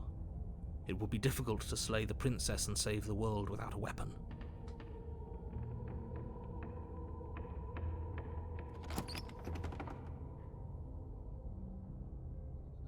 The door to the basement groans open, revealing an old banister and a creaky wooden stairwell.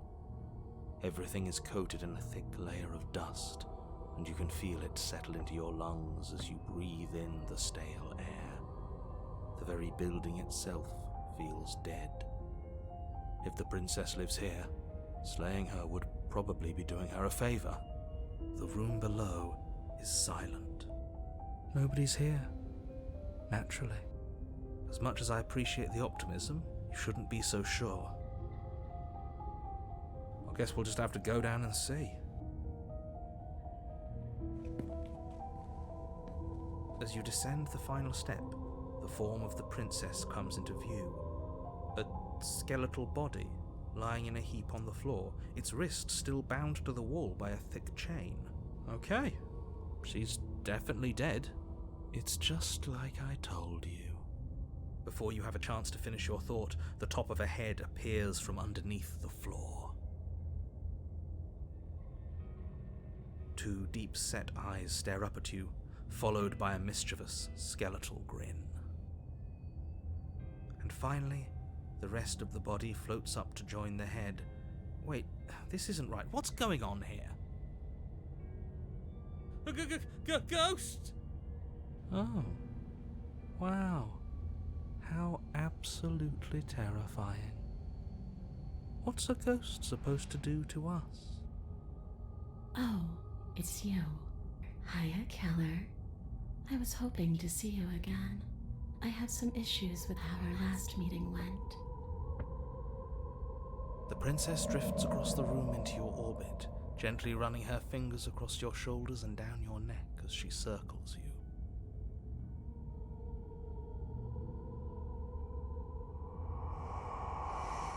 Her touch is cold and ethereal, formless yet real enough that her icy fingertips send shivers dancing across your skin. So she has a body, and she's right there. That means we could kill her again, if we wanted to.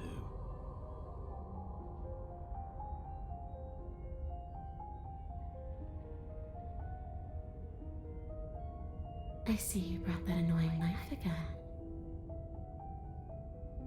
So, are you waiting for a chance to use it? Or are you here for something else? I don't feel very dead, but I guess I'm not dead. So you must have only mostly killed me. Or maybe death is only mostly real, but it's also mostly not real. I'm not sure. I'm just the one these things have happened to, not the one with all the answers, or any of the answers. But we're not a ghost. Unless we are? Death, at least as a form of permanence, is just a concept. And clearly it's not a very useful one anymore. Maybe we should throw it out entirely. See, this is why I didn't want you to talk to her. Death is not just a concept, it is an extremely real phenomenon. Don't let her distort your reality. Cold, hard facts exist. The truth exists. It has to.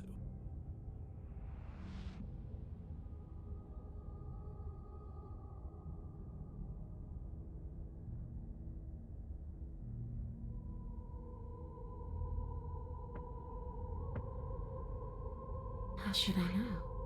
Why does anyone come back? Maybe I have unfinished business with you. Or maybe you have unfinished business with me. All I know is there's a hole in my chest. Not the big obvious one that you put there. There's something older and deeper. A nagging reminder that I'm not where I'm supposed to be.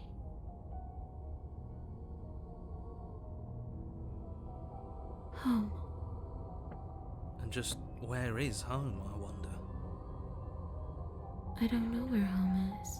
I just know it isn't here. But I can feel it calling to me from someplace far away.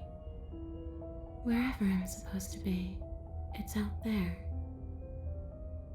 How specific. And how convenient for her. You see what she's doing, right? She's suggesting that the only way you can rid yourself of her would be to let her out, which, in case you haven't been listening, will spell the end of the entire world.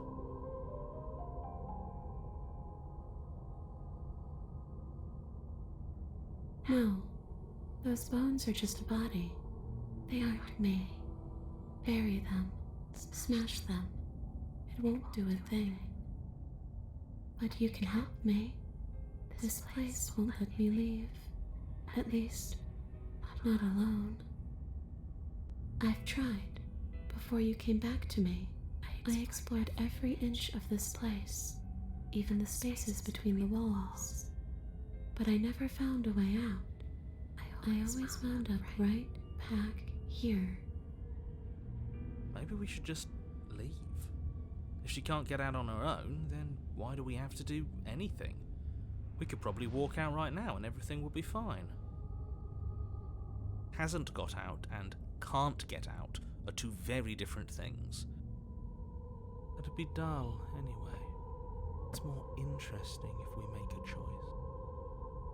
But you can come and go as you please, can't you? So, let me hitch a ride. After all, you own me. Absolutely not. Is she asking if she can possess us? She is. And I hope I don't need to explain why you can't let that happen. It would be catastrophic if she managed to escape this place. And if you let her in, there is very little anyone could do to stop her. Would she be able to see us if we went along with it? Now, isn't that an interesting thought? We could finally bring her face to face with him. I wonder what she would have to say to the one who wants her dead so badly. You won't like how things play out if you go down this path.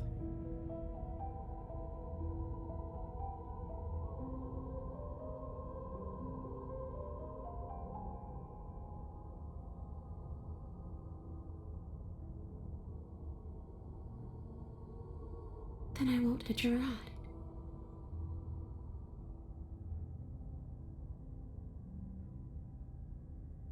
I'm sure you'd like to know. It's a shame I won't tell you. But it'll be easier for both of us if you just let me in. And doesn't it sound nice? Maybe for her, but it's crowded enough in here as is. You won't have to feel guilty anymore. If you even do feel guilt. It could be the best way to trap her for good. Doesn't seem like it would be very easy to end the world from inside someone else's body. That is a very dangerous train of thought.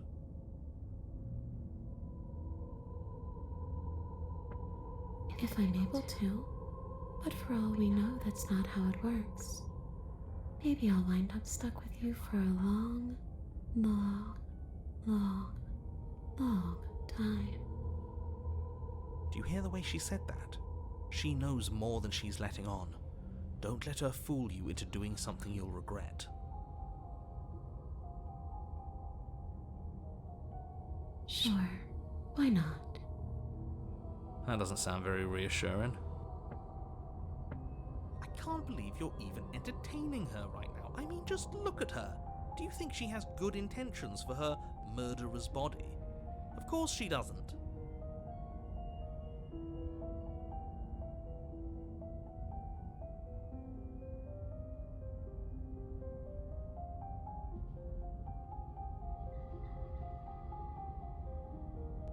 And what? You just believed that? You killed me without giving it any thought? That's cold. That's rich coming from her. Every time she touches us, it's like we freeze over. She's right, though, but that's neither here nor there. What's done is done. What we do from this point forward is all that matters. Let's try not to let emotion get the better of it.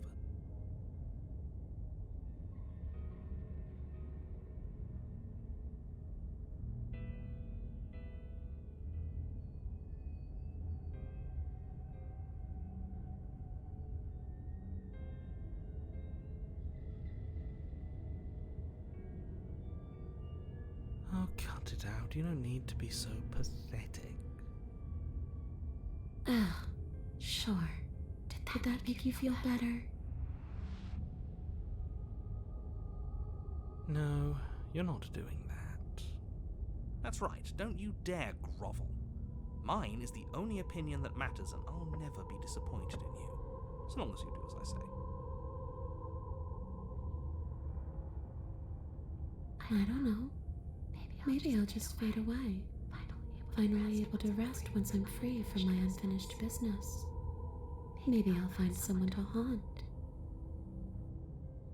Maybe I'll haunt you.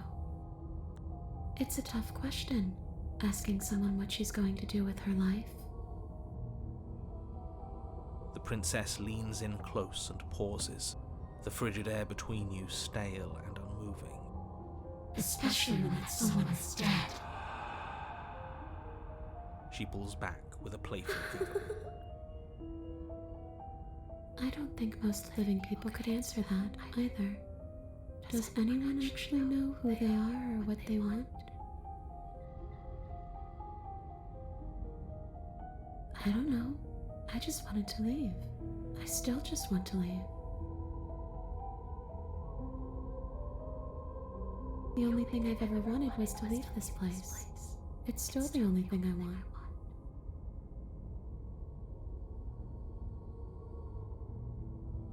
It does. We're not asking you. We've heard your whole speech already. I really don't know. I'm not lying to you. I promise. The world doesn't matter. All I remember is that I'm supposed to be there, not here. I'm just supposed to be a part of it. It's home, I think.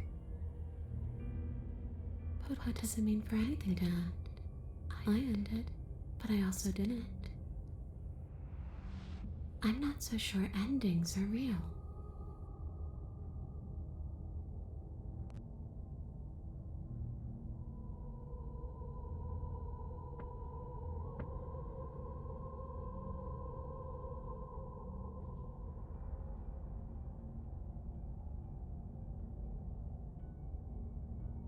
The princess glances back at the bones lying on the floor. It's just a body. Do you believe these bones? Or do you believe me? Because those bones aren't talking to you. She's seeing things pragmatically. We should do the same.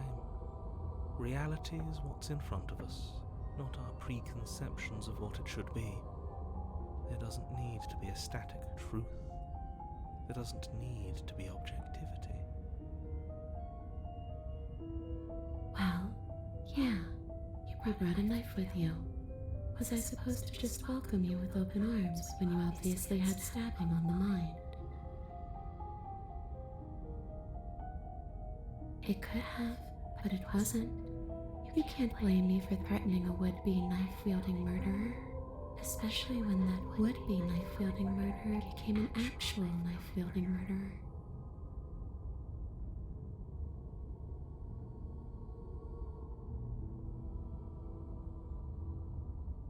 Are we putting this to a vote? Because personally, I'd prefer if we didn't die again. If that's what it comes down to, that's what it comes down to. But I don't see the point of offing ourselves just yet. Oh, that's sweet of you to offer, but killing yourself wouldn't help either of us.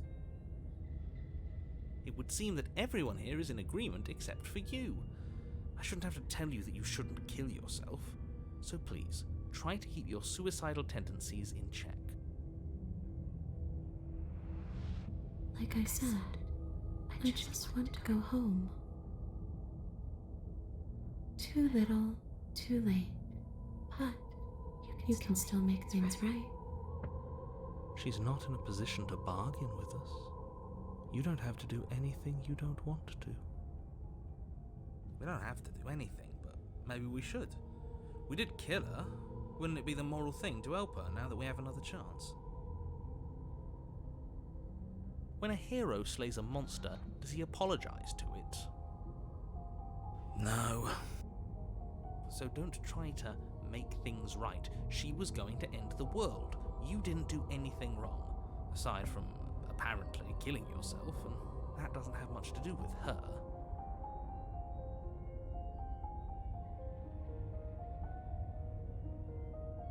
And if I knew you were going to murder me without even knowing who I was, I wouldn't have given you the chance.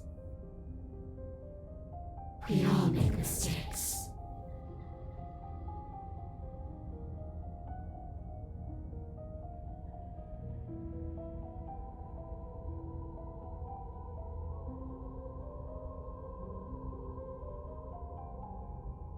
You don't look dead, killer. The princess grabs your wrist, a sudden shock of cold flowing all the way up your arm, her eyes still fixed on yours as you try to squirm out of her grip. And you don't feel dead either. She lets go and pulls away. Your fingertips tingle painfully as the chill subsides. I'm less interested in why you are, or how you are, and a lot more interested in what you are. But we've already been over that, so why don't you stop stalling and let me in? It's so cold out here.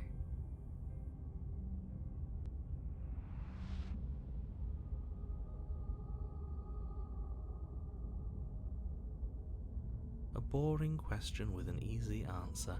Nothing. She's a ghost. Ghosts can't hurt us.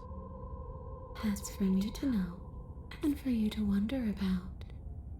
Maybe I can't do anything to you. See?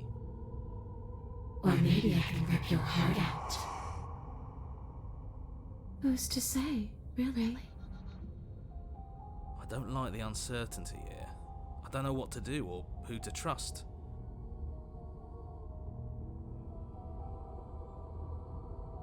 You poor thing.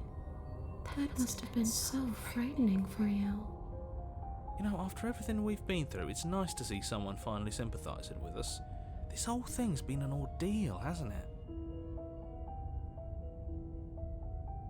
She doesn't mean it. It serves you right. I was pretty scared too, when you stood there not saying a word with a knife clenched in your fist. But now you know how bad it hurts to get stabbed in the chest. It sounds like you got exactly what you're owed.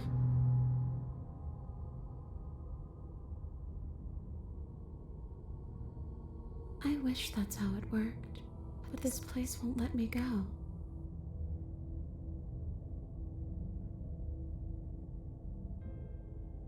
We could always try violence. It's worked for us so far. She's a ghost. Who says ghosts are immune to violence? Common sense? There's nothing common or sensible about common sense. Action and observation are the only things that matter. Fine, then let me observe that the acts of killing her and killing ourselves haven't got us much of anywhere. We're still back in this cabin, we're still dealing with her, only now she has a good reason to hate us. I suppose you have a point. Do you have any ideas then? I don't know. Maybe we do what she wants. Maybe we let her possess us and walk out of here. We could. It would be something different. I like different. Absolutely not. If you walk her out of here, she's going to end the world. And is that really so bad? Yes, it is by its very definition bad. But those are the only options, aren't they? Violence or doing what she wants. Or just leaving her down here. Though ignoring a problem is rarely a solution, is it?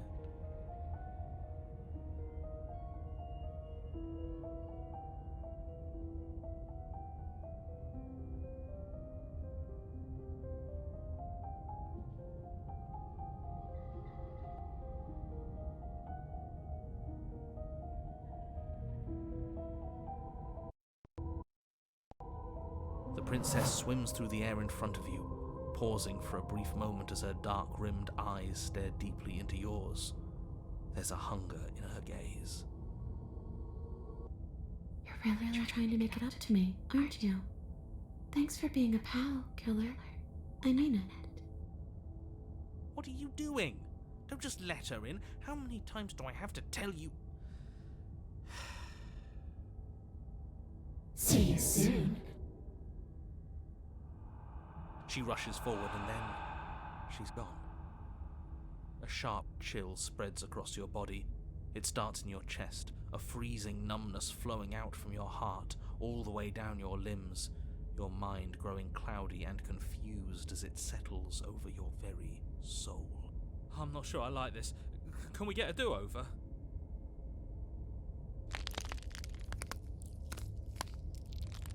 I'm afraid it's too late to stop now.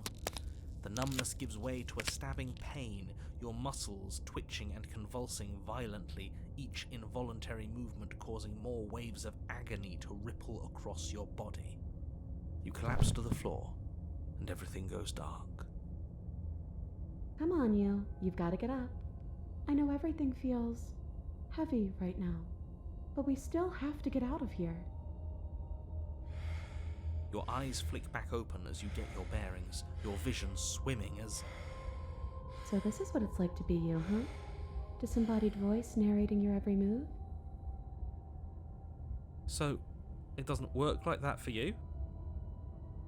Clearly it doesn't, or she wouldn't have commented on it. All these shards of broken glass on the floor, are they also supposed to be you? Hey, I'm not a shard of broken glass, I'm... It's okay. You can finish your thought. I'm a voice? I'm me is what I am. Who cares what we are? We exist. That's all that matters. You don't have to fight. We'll all be out of here soon. No, it matters. What we are matters. If I'm a shard of broken glass, then that raises some questions about certain other voices in here too. I'm clearly the same thing you are. They're not listening to me. Do they not listen to you either? No, I'm not talking about you. I'm talking about him. You don't need to know what I am. You just need to know that I'm different from you. More important. So, you're the one who pulled the strings and made me dead. I can tell you don't belong here. You're barely even there. Like the shape of something left behind. You're more of a memory than a person. That's rude. You're kind of like me, actually. I'm just going to ignore her. You push yourself off the ground. The princess is nowhere to be seen. Obviously, she's nowhere to be seen. Because I'm in here with all of you. Everybody knows that. I'm setting the stage. The room is empty because you made a spiteful, idiotic, and all-round foolish decision. You don't have to let him get to you. You're better than that. You're starting to make things right. This is infuriating. Just whatever you do, you can't leave this place. It's not too late to fix this. Probably. It's okay. We're almost out of here. Just take it one step at a time, and everything will be fine. Everything won't be fine if you listen to her. One way or another, this is all going to end. Wouldn't it be nice if he ends with it? Wouldn't that be nice? There's only one way to find out.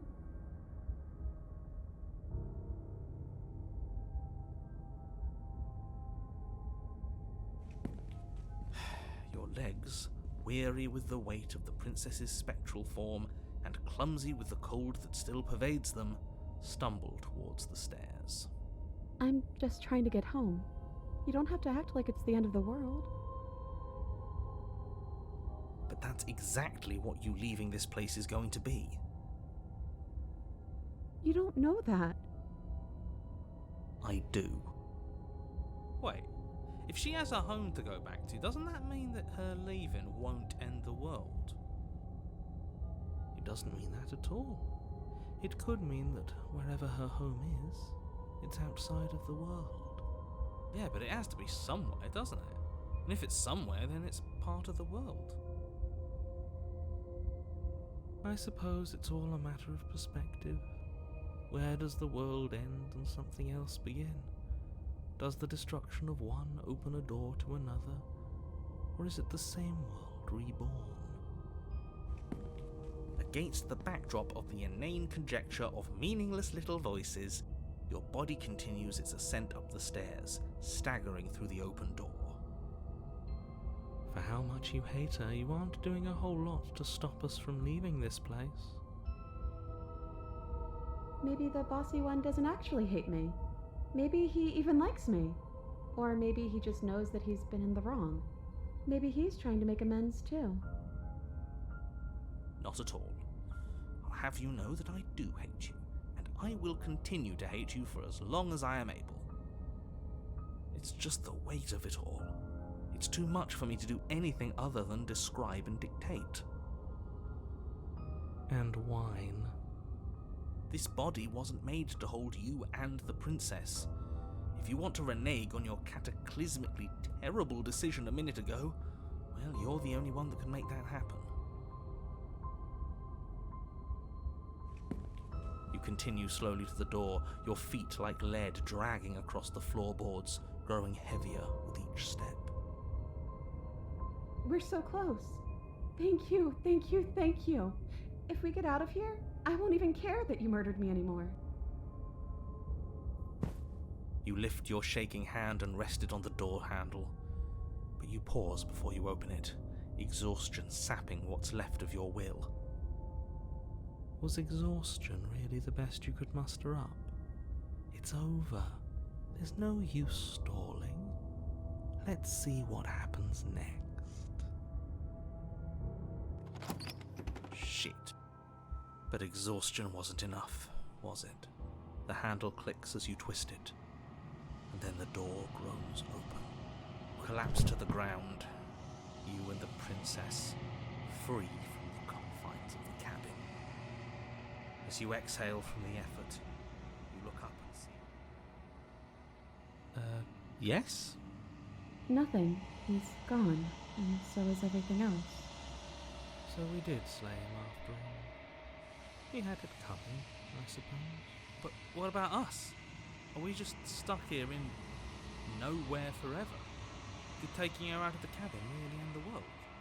We're still here. Yeah, but that thing you said earlier, are we not part of the world anymore?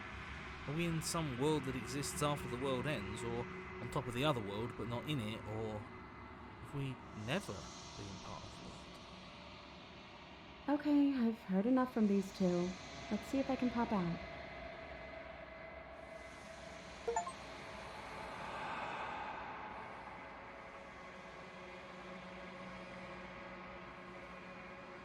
You actually freed me, didn't you? I'm outside. Thanks for giving me a second chance, killer. Don't mention it. I think this is where I meant to be.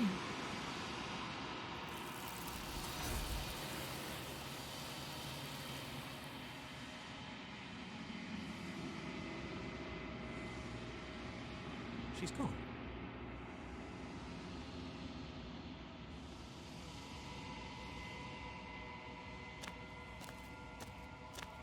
There's a world beyond the endless walls. The next time.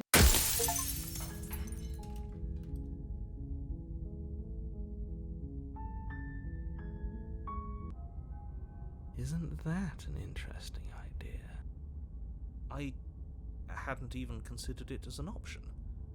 Slaying her would slay you. Are you sure you're willing to do that? Of course we're sure.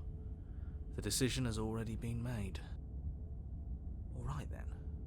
Better this than ferrying her out of here. What do you think you're doing? Hear that? She's scared. No point wasting more time. Do it. You lift the blade, then plunge it deep into your guts.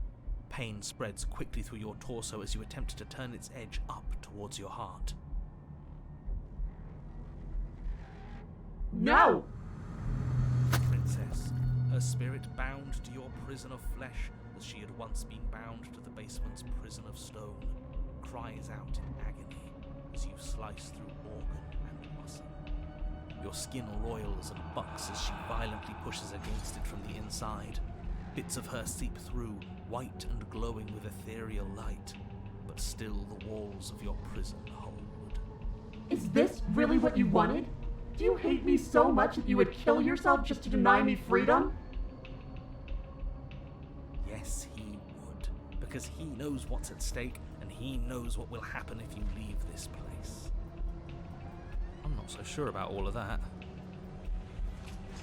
Don't be modest. You're a hero. Do you think I'm just going to stick around while you die? Hell no! I'm leaving! You can try if you want, but I think this is an end for all of us. Let me out! Let me out! Let me out! Let me out! The princess's form continues struggling to pull itself out of you, but the effort is in vain. You collapse to your knees. Your vision blurs, then starts to fade. And then what happens? I think he's gone. Just like everything else. Are we dead? I don't know. I don't think so. This is different than it was last time.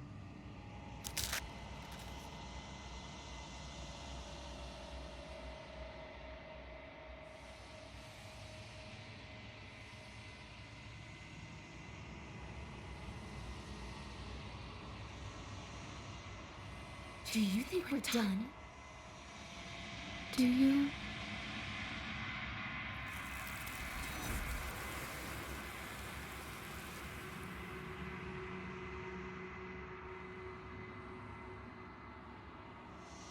She's gone.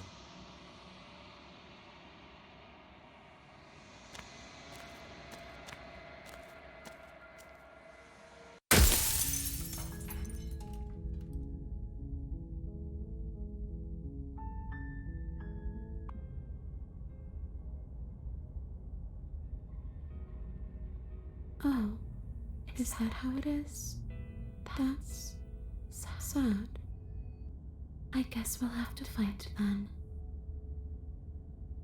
The princess passes through you, a chill rippling along your skin, a disappointed sigh echoing in your ears. You turn and face her as she hovers between you and the stairs. Spectral tears streak down her cheeks as she places a translucent hand on your chest. It feels cold, but otherwise like nothing at all. Are we doing the right thing? Why do I feel so sad? Don't let her get to you. It doesn't matter. Somehow, soon, this too will be over, and we'll move on to something new. I feel like you all keep forgetting that. Her dark-rimmed eyes fall to the floor as she speaks. I never wanted to have to hurt anybody. It's not who I wanted to be. The tears on her cheeks vanish. She lifts her head, sorrow replaced with wrath, staring into you with fiery anger. Then I guess you've turned me into something worse. She forces her hand into your chest, and then... Yes? Nothing happens. Are you sure about that? Something should have happened. And yet it didn't. We're fine.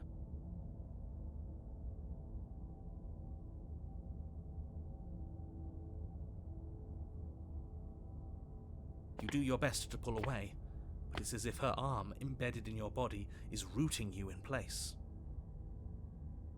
Leaving so soon. You can't be sure if you first hear or feel what happens next, but it is over before you can fully conceptualize what it is. A horrific splintering, the squelching of organs, the rending of tissue, an icy, numbing pain. I'm done asking. The next time I see you, I'm taking everything I owed, starting with your body. If you don't choose to give me my freedom, I'll just have to make you give it to me. She's real now. If she's making us dead, we should return the favor.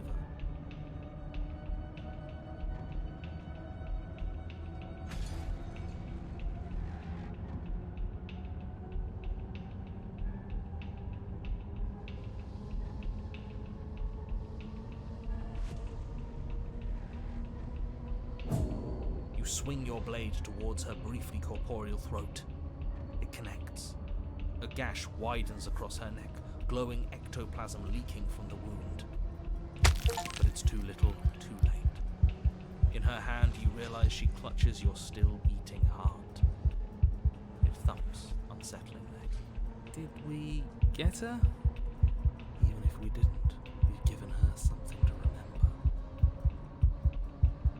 See you soon, killer. I'm afraid you'll never know. As she crushes your precious organ in her hand, everything goes dark, and you die.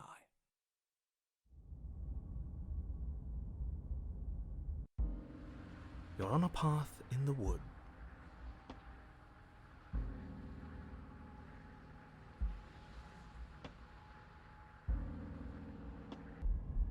But you don't swing your... In her clenched fist is your still beating heart. But that's ours! See you soon, killer. Crushes it. Blood and ruined vascular tissue leak. You're on a path.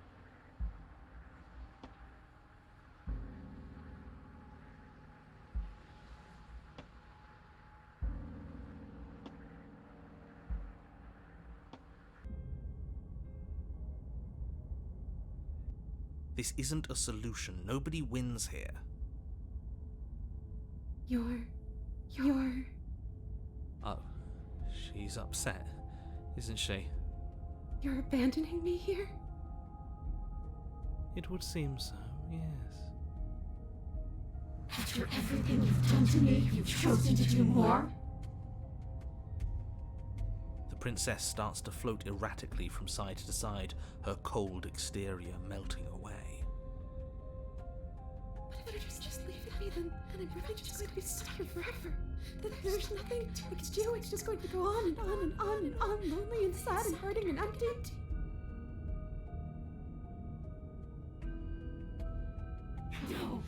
No, not that! She's about to try something. Get ready. The princess passes through you, a chill rippling along your skin, a disappointed sigh. Not yet. You can't be sure if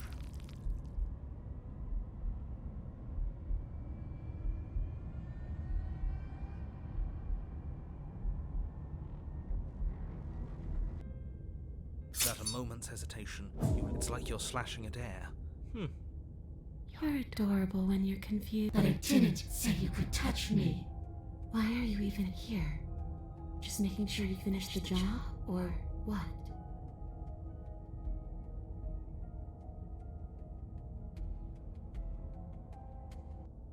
You swing at the princess once more, and once more your blade cuts through nothing as she disappears. Really? Her voice chides from elsewhere in the room.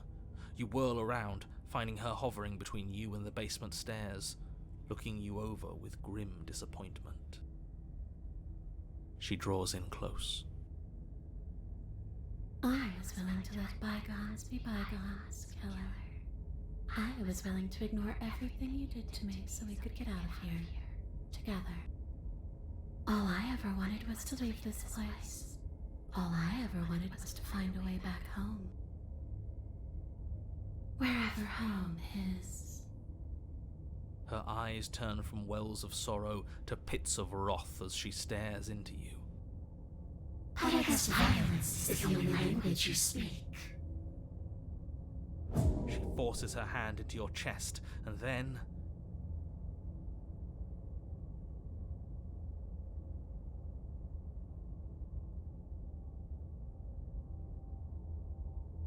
And here we go again. Off to slay her.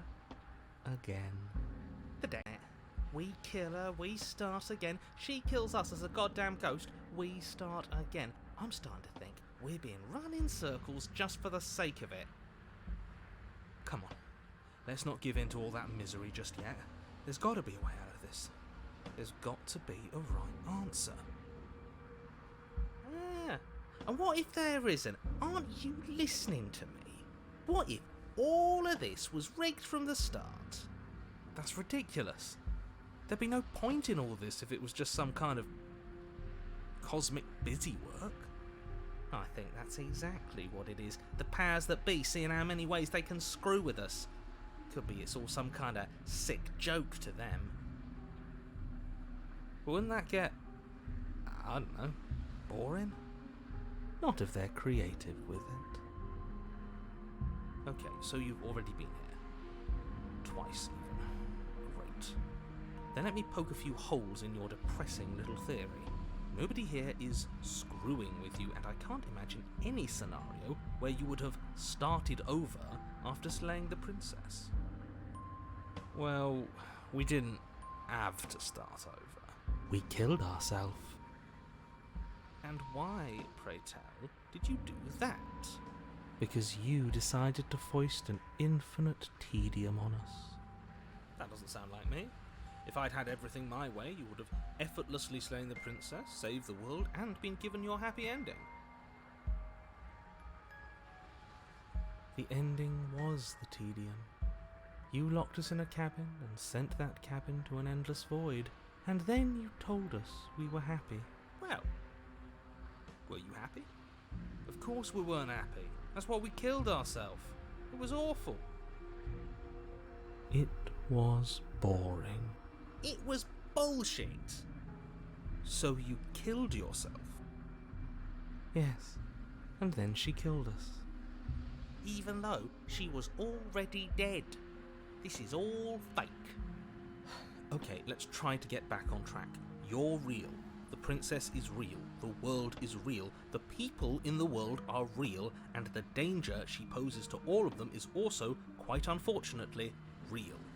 Whatever you did the first time, it sounds like it almost worked. So how about you give it one last try? Because killing yourself seems to undo all the good you almost managed to accomplish. Why should we help you? So you can just lock us away forever again? No, I don't think so. Tell you what, I won't do that. I promise. Oh yeah, sure, that changes everything. I mean, he did promise. And you believed him?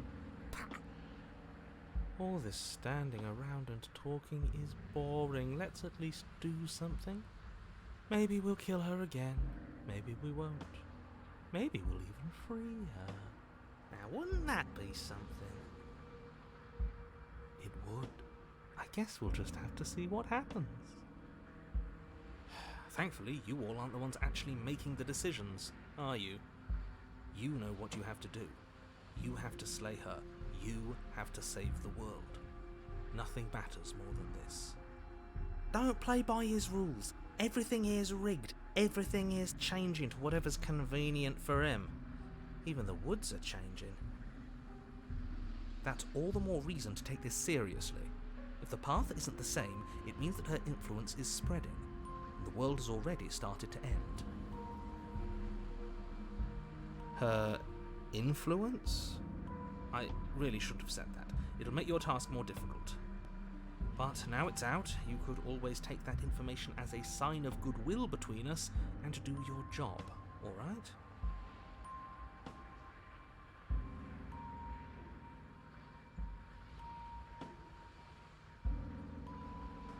If I had to make a wager, I'd say yes and no.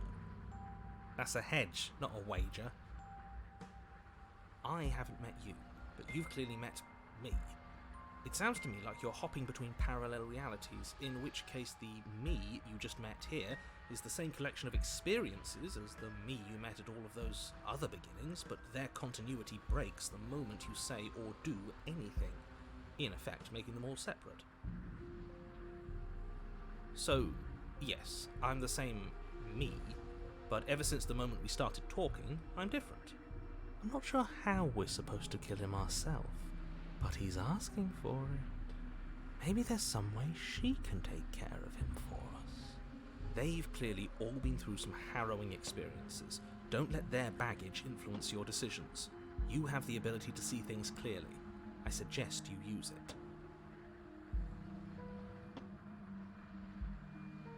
You're making a dizzying amount of assumptions. Your perceived reality looping twice before does not mean it will continue to do so forever. Those little voices have already drawn attention to the fact that even the path is different. The world itself is at a tipping point. Know that there is always a choice. Even if you were stuck in an infinite loop, there's no reason to assume that the mere nature of the infinite would force you to make any specific choice. You do have free will, as much as things will be easier if you didn't, and you can just keep making the correct choice forever, never deviating. How convenient, everything always comes back to what you want us to do. I'm sick of him. Makes me want to end the world out of spite. On second thought, let's not kill him.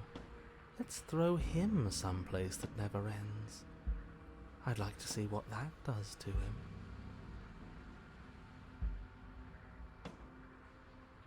Then she finds a way out on her own. Ugh, of course she does. So, standing around out here is the same as us letting her out. Only we don't have to see her. That's got to be better, right? No, it's strictly worse. But she can't kill us out here. Why would staying out of killing distance be worse if she's getting out regardless? Because it's cowardly, for starters, and because the unknown is always worse than the known. But really, all you're doing right now is weighing two considerably bad options. The only solution worth considering is slaying her, and whatever delusion is holding you back from doing that is just that, a delusion. If you already managed to end her in some other world, the only reason you'd be here is that you somehow managed to do it wrong. How are we supposed to decide on anything if you just keep coming up with new rules? Since when is there a wrong way to slay her?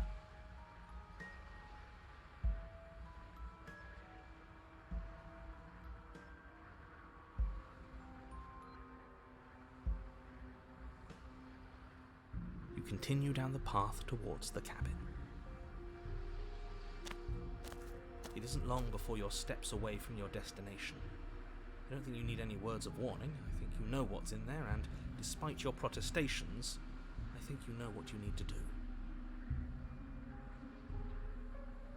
The more he talks, the more I'm interested in setting her free. Whatever. You don't want to listen to me? Do it then. Let her out. See what I care. It sounds like somebody's about to crack. There's obviously no point in trying to reason with you right now, especially with all these clowns offering up their useless advice. Honestly, it seems like the more I try and talk sense into you, the more single-minded they get about letting her out. So yes, I'm done trying to argue. Would you look at that? We won. Take it however you will.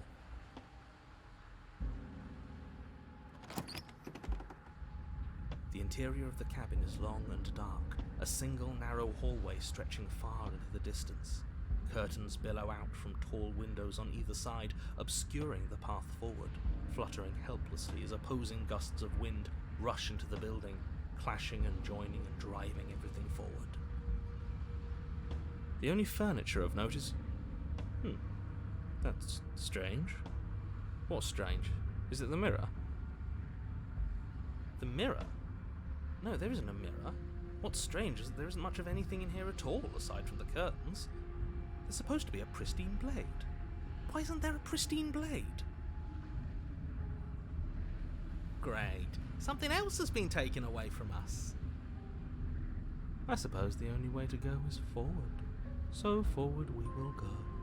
Blade or not, it doesn't really matter, does it? If you're asking what's at the end of the hallway, it's the way to the basement. The way to the basement? Don't you mean door? No, I didn't say door, because there isn't a door, it's just an opening. What are the odds she's waiting for us right behind it? If I were running a bullshit factory, it's what I'd do. Let me assure you that there's nothing there. Nothing is going to jump out at you. Certainly not the princess. The princess is in the basement. He can't see the mirror. The knife is gone, defying his expectations. Who the hell is calling the shots here? Nobody is calling the shots. That's how reality works. You slowly make your way towards the gaping maw that awaits you. Your fraying nerves buzz with trepidation, the chill wind raising your hackles as it gently pushes you forward, towards the darkness at the end of the hallway. You can't shake the feeling that you're being watched. We've always been watched. You're watching us right now. Sometimes the feeling is just stronger than others. I feel like you're trying to put us on edge. We don't need all this anticipation, we just need this to be over. You stop as you reach the end of the hallway, I presume in front of whatever mirror isn't actually there. Here we go! You reach your arm forward into the pitch black of the opening. Nothing. It's like this place read our mind just to mess with us. What you looking at, killer? Staring into the void? Thinking about what it'd be like to die again? I know exactly how you feel. Shit, where is she? You feel something long and frigid coil around your ankle. Your heart skips a beat, standing in muted shock for one long, frozen moment. And then she, the princess, constricts. Your bones snap. Icy pain radiates up from the break, a deep cold flooding your veins as your legs, numb with the shock of it, collapse, and you collapse with them. You're met with the terrifying visage of the princess. Her hand grips your leg in a steel vice, her grin carved jagged from ear to ear, crowded with far too many long and crooked teeth. But do you know how I feel?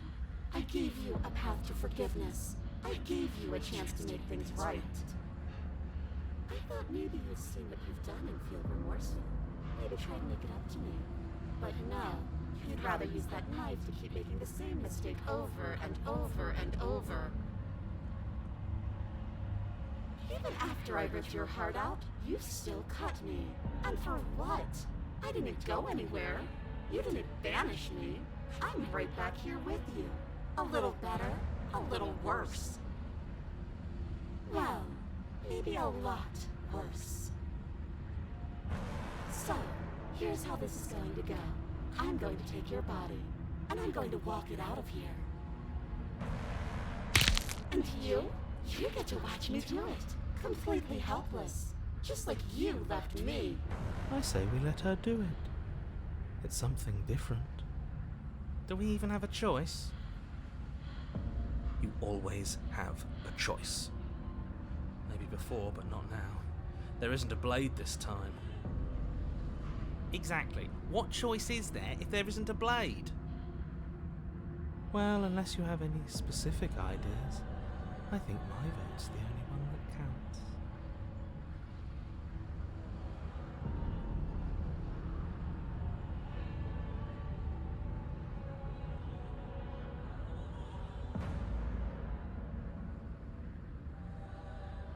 Now is then. This is now. And you think that's even? How adorable. But I think you forgot about the part where you tried killing me again. If I were you, I would just want to get it over with. You lost your chance to call the shots. There's no going back to fix it now. You can either look on in horror or celebrate my freedom. But either way, you're about to become a passenger. Enough talking. We'll have plenty of time for chit-chat once this place is far behind us. You remain pinned to the floor of the long hallway as the rest of the princess's body emerges. Her proportions all wrong, limbs bent and curling, moving in ways that defy your understanding. Her torso stretches until her face is practically touching yours, her neck cracking audibly as she twists to look at you from a fresh angle. Are you sure you can't do anything to help us? Can't you, like, manifest a rock right on top of her head? And crush you along with her?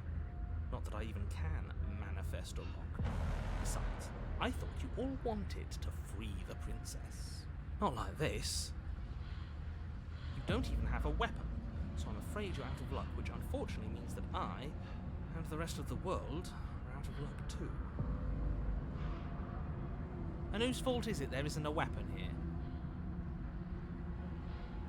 Yours, I assume. There's supposed to be a pristine blade. Whatever you did in those previous lives of yours, you really messed up.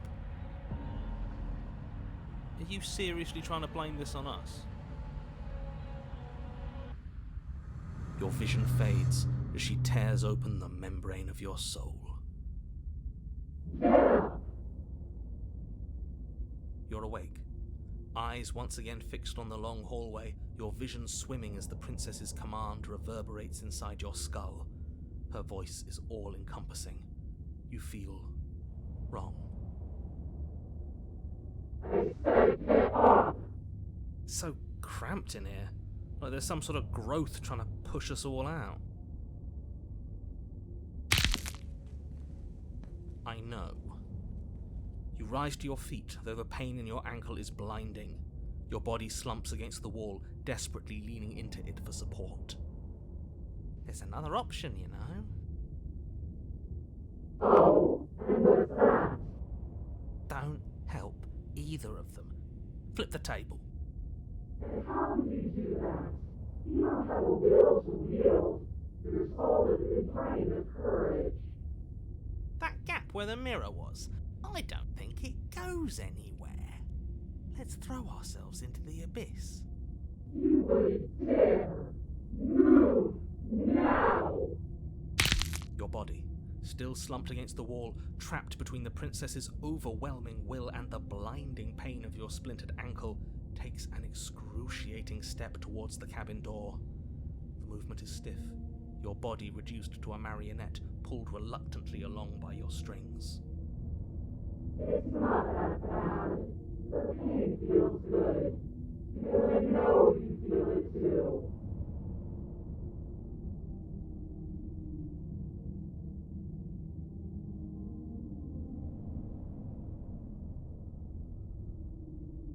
You toss the last of your will aside and surrender to the princess. Shit! I guess that's that. An end is an end. Let's see what it has in store for us. This is all I wanted. If there will be a mercy for you at the end of everything. Your body inches along the corridor, every step more difficult and painful than the last. Your joints stiff and unresponsive, the shattered bones of your ankle grinding ceaselessly, as if they're fragmenting, then reforming, then snapping all over again as you make your way towards the outside world. We're so close.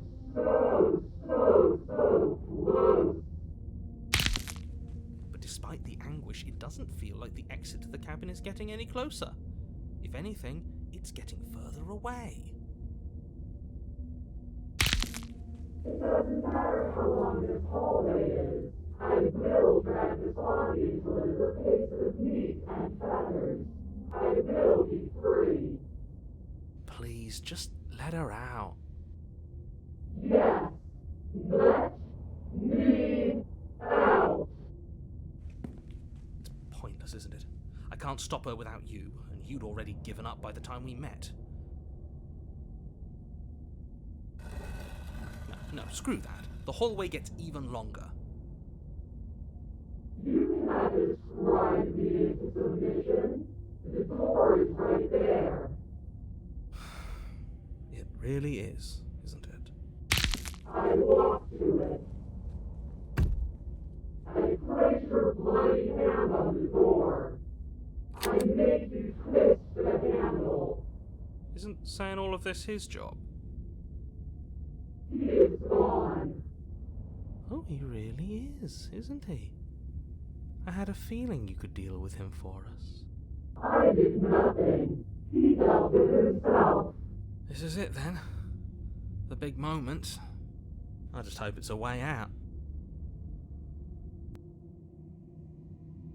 The handle clicks as we push forward. The air is different here.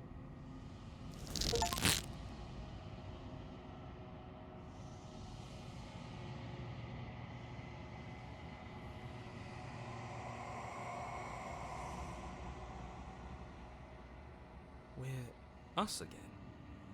How interesting. We actually won, didn't we? What is happening to me?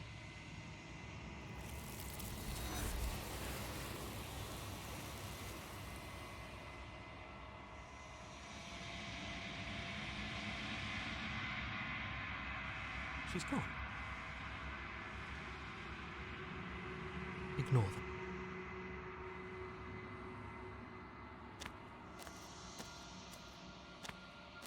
There's a world beyond the end. The next time I see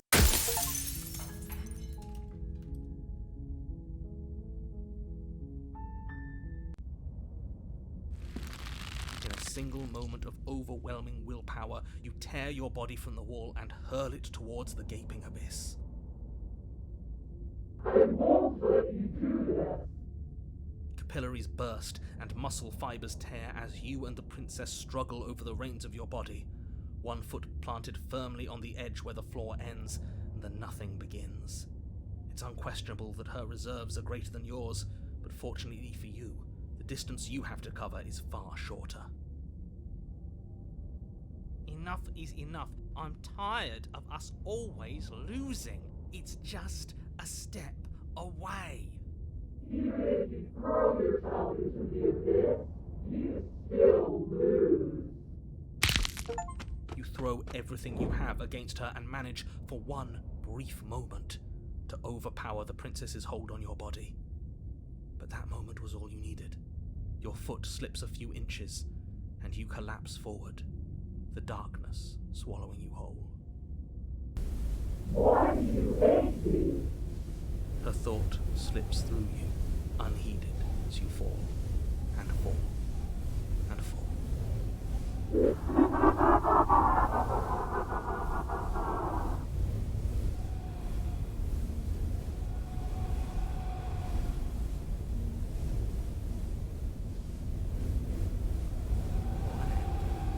But at least it's ours. An empire of frigid nothing. I don't think this qualifies as saving the world, but at least you didn't ruin it. What happens now? What do you mean what happens now? What is it? I want to know what he thinks happens now. I don't think you're going to find that out.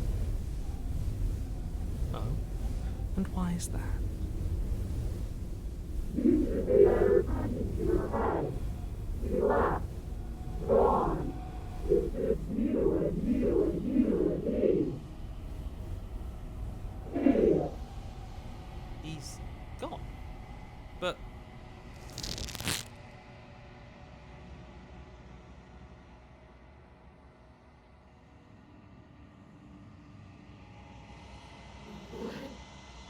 What's happening?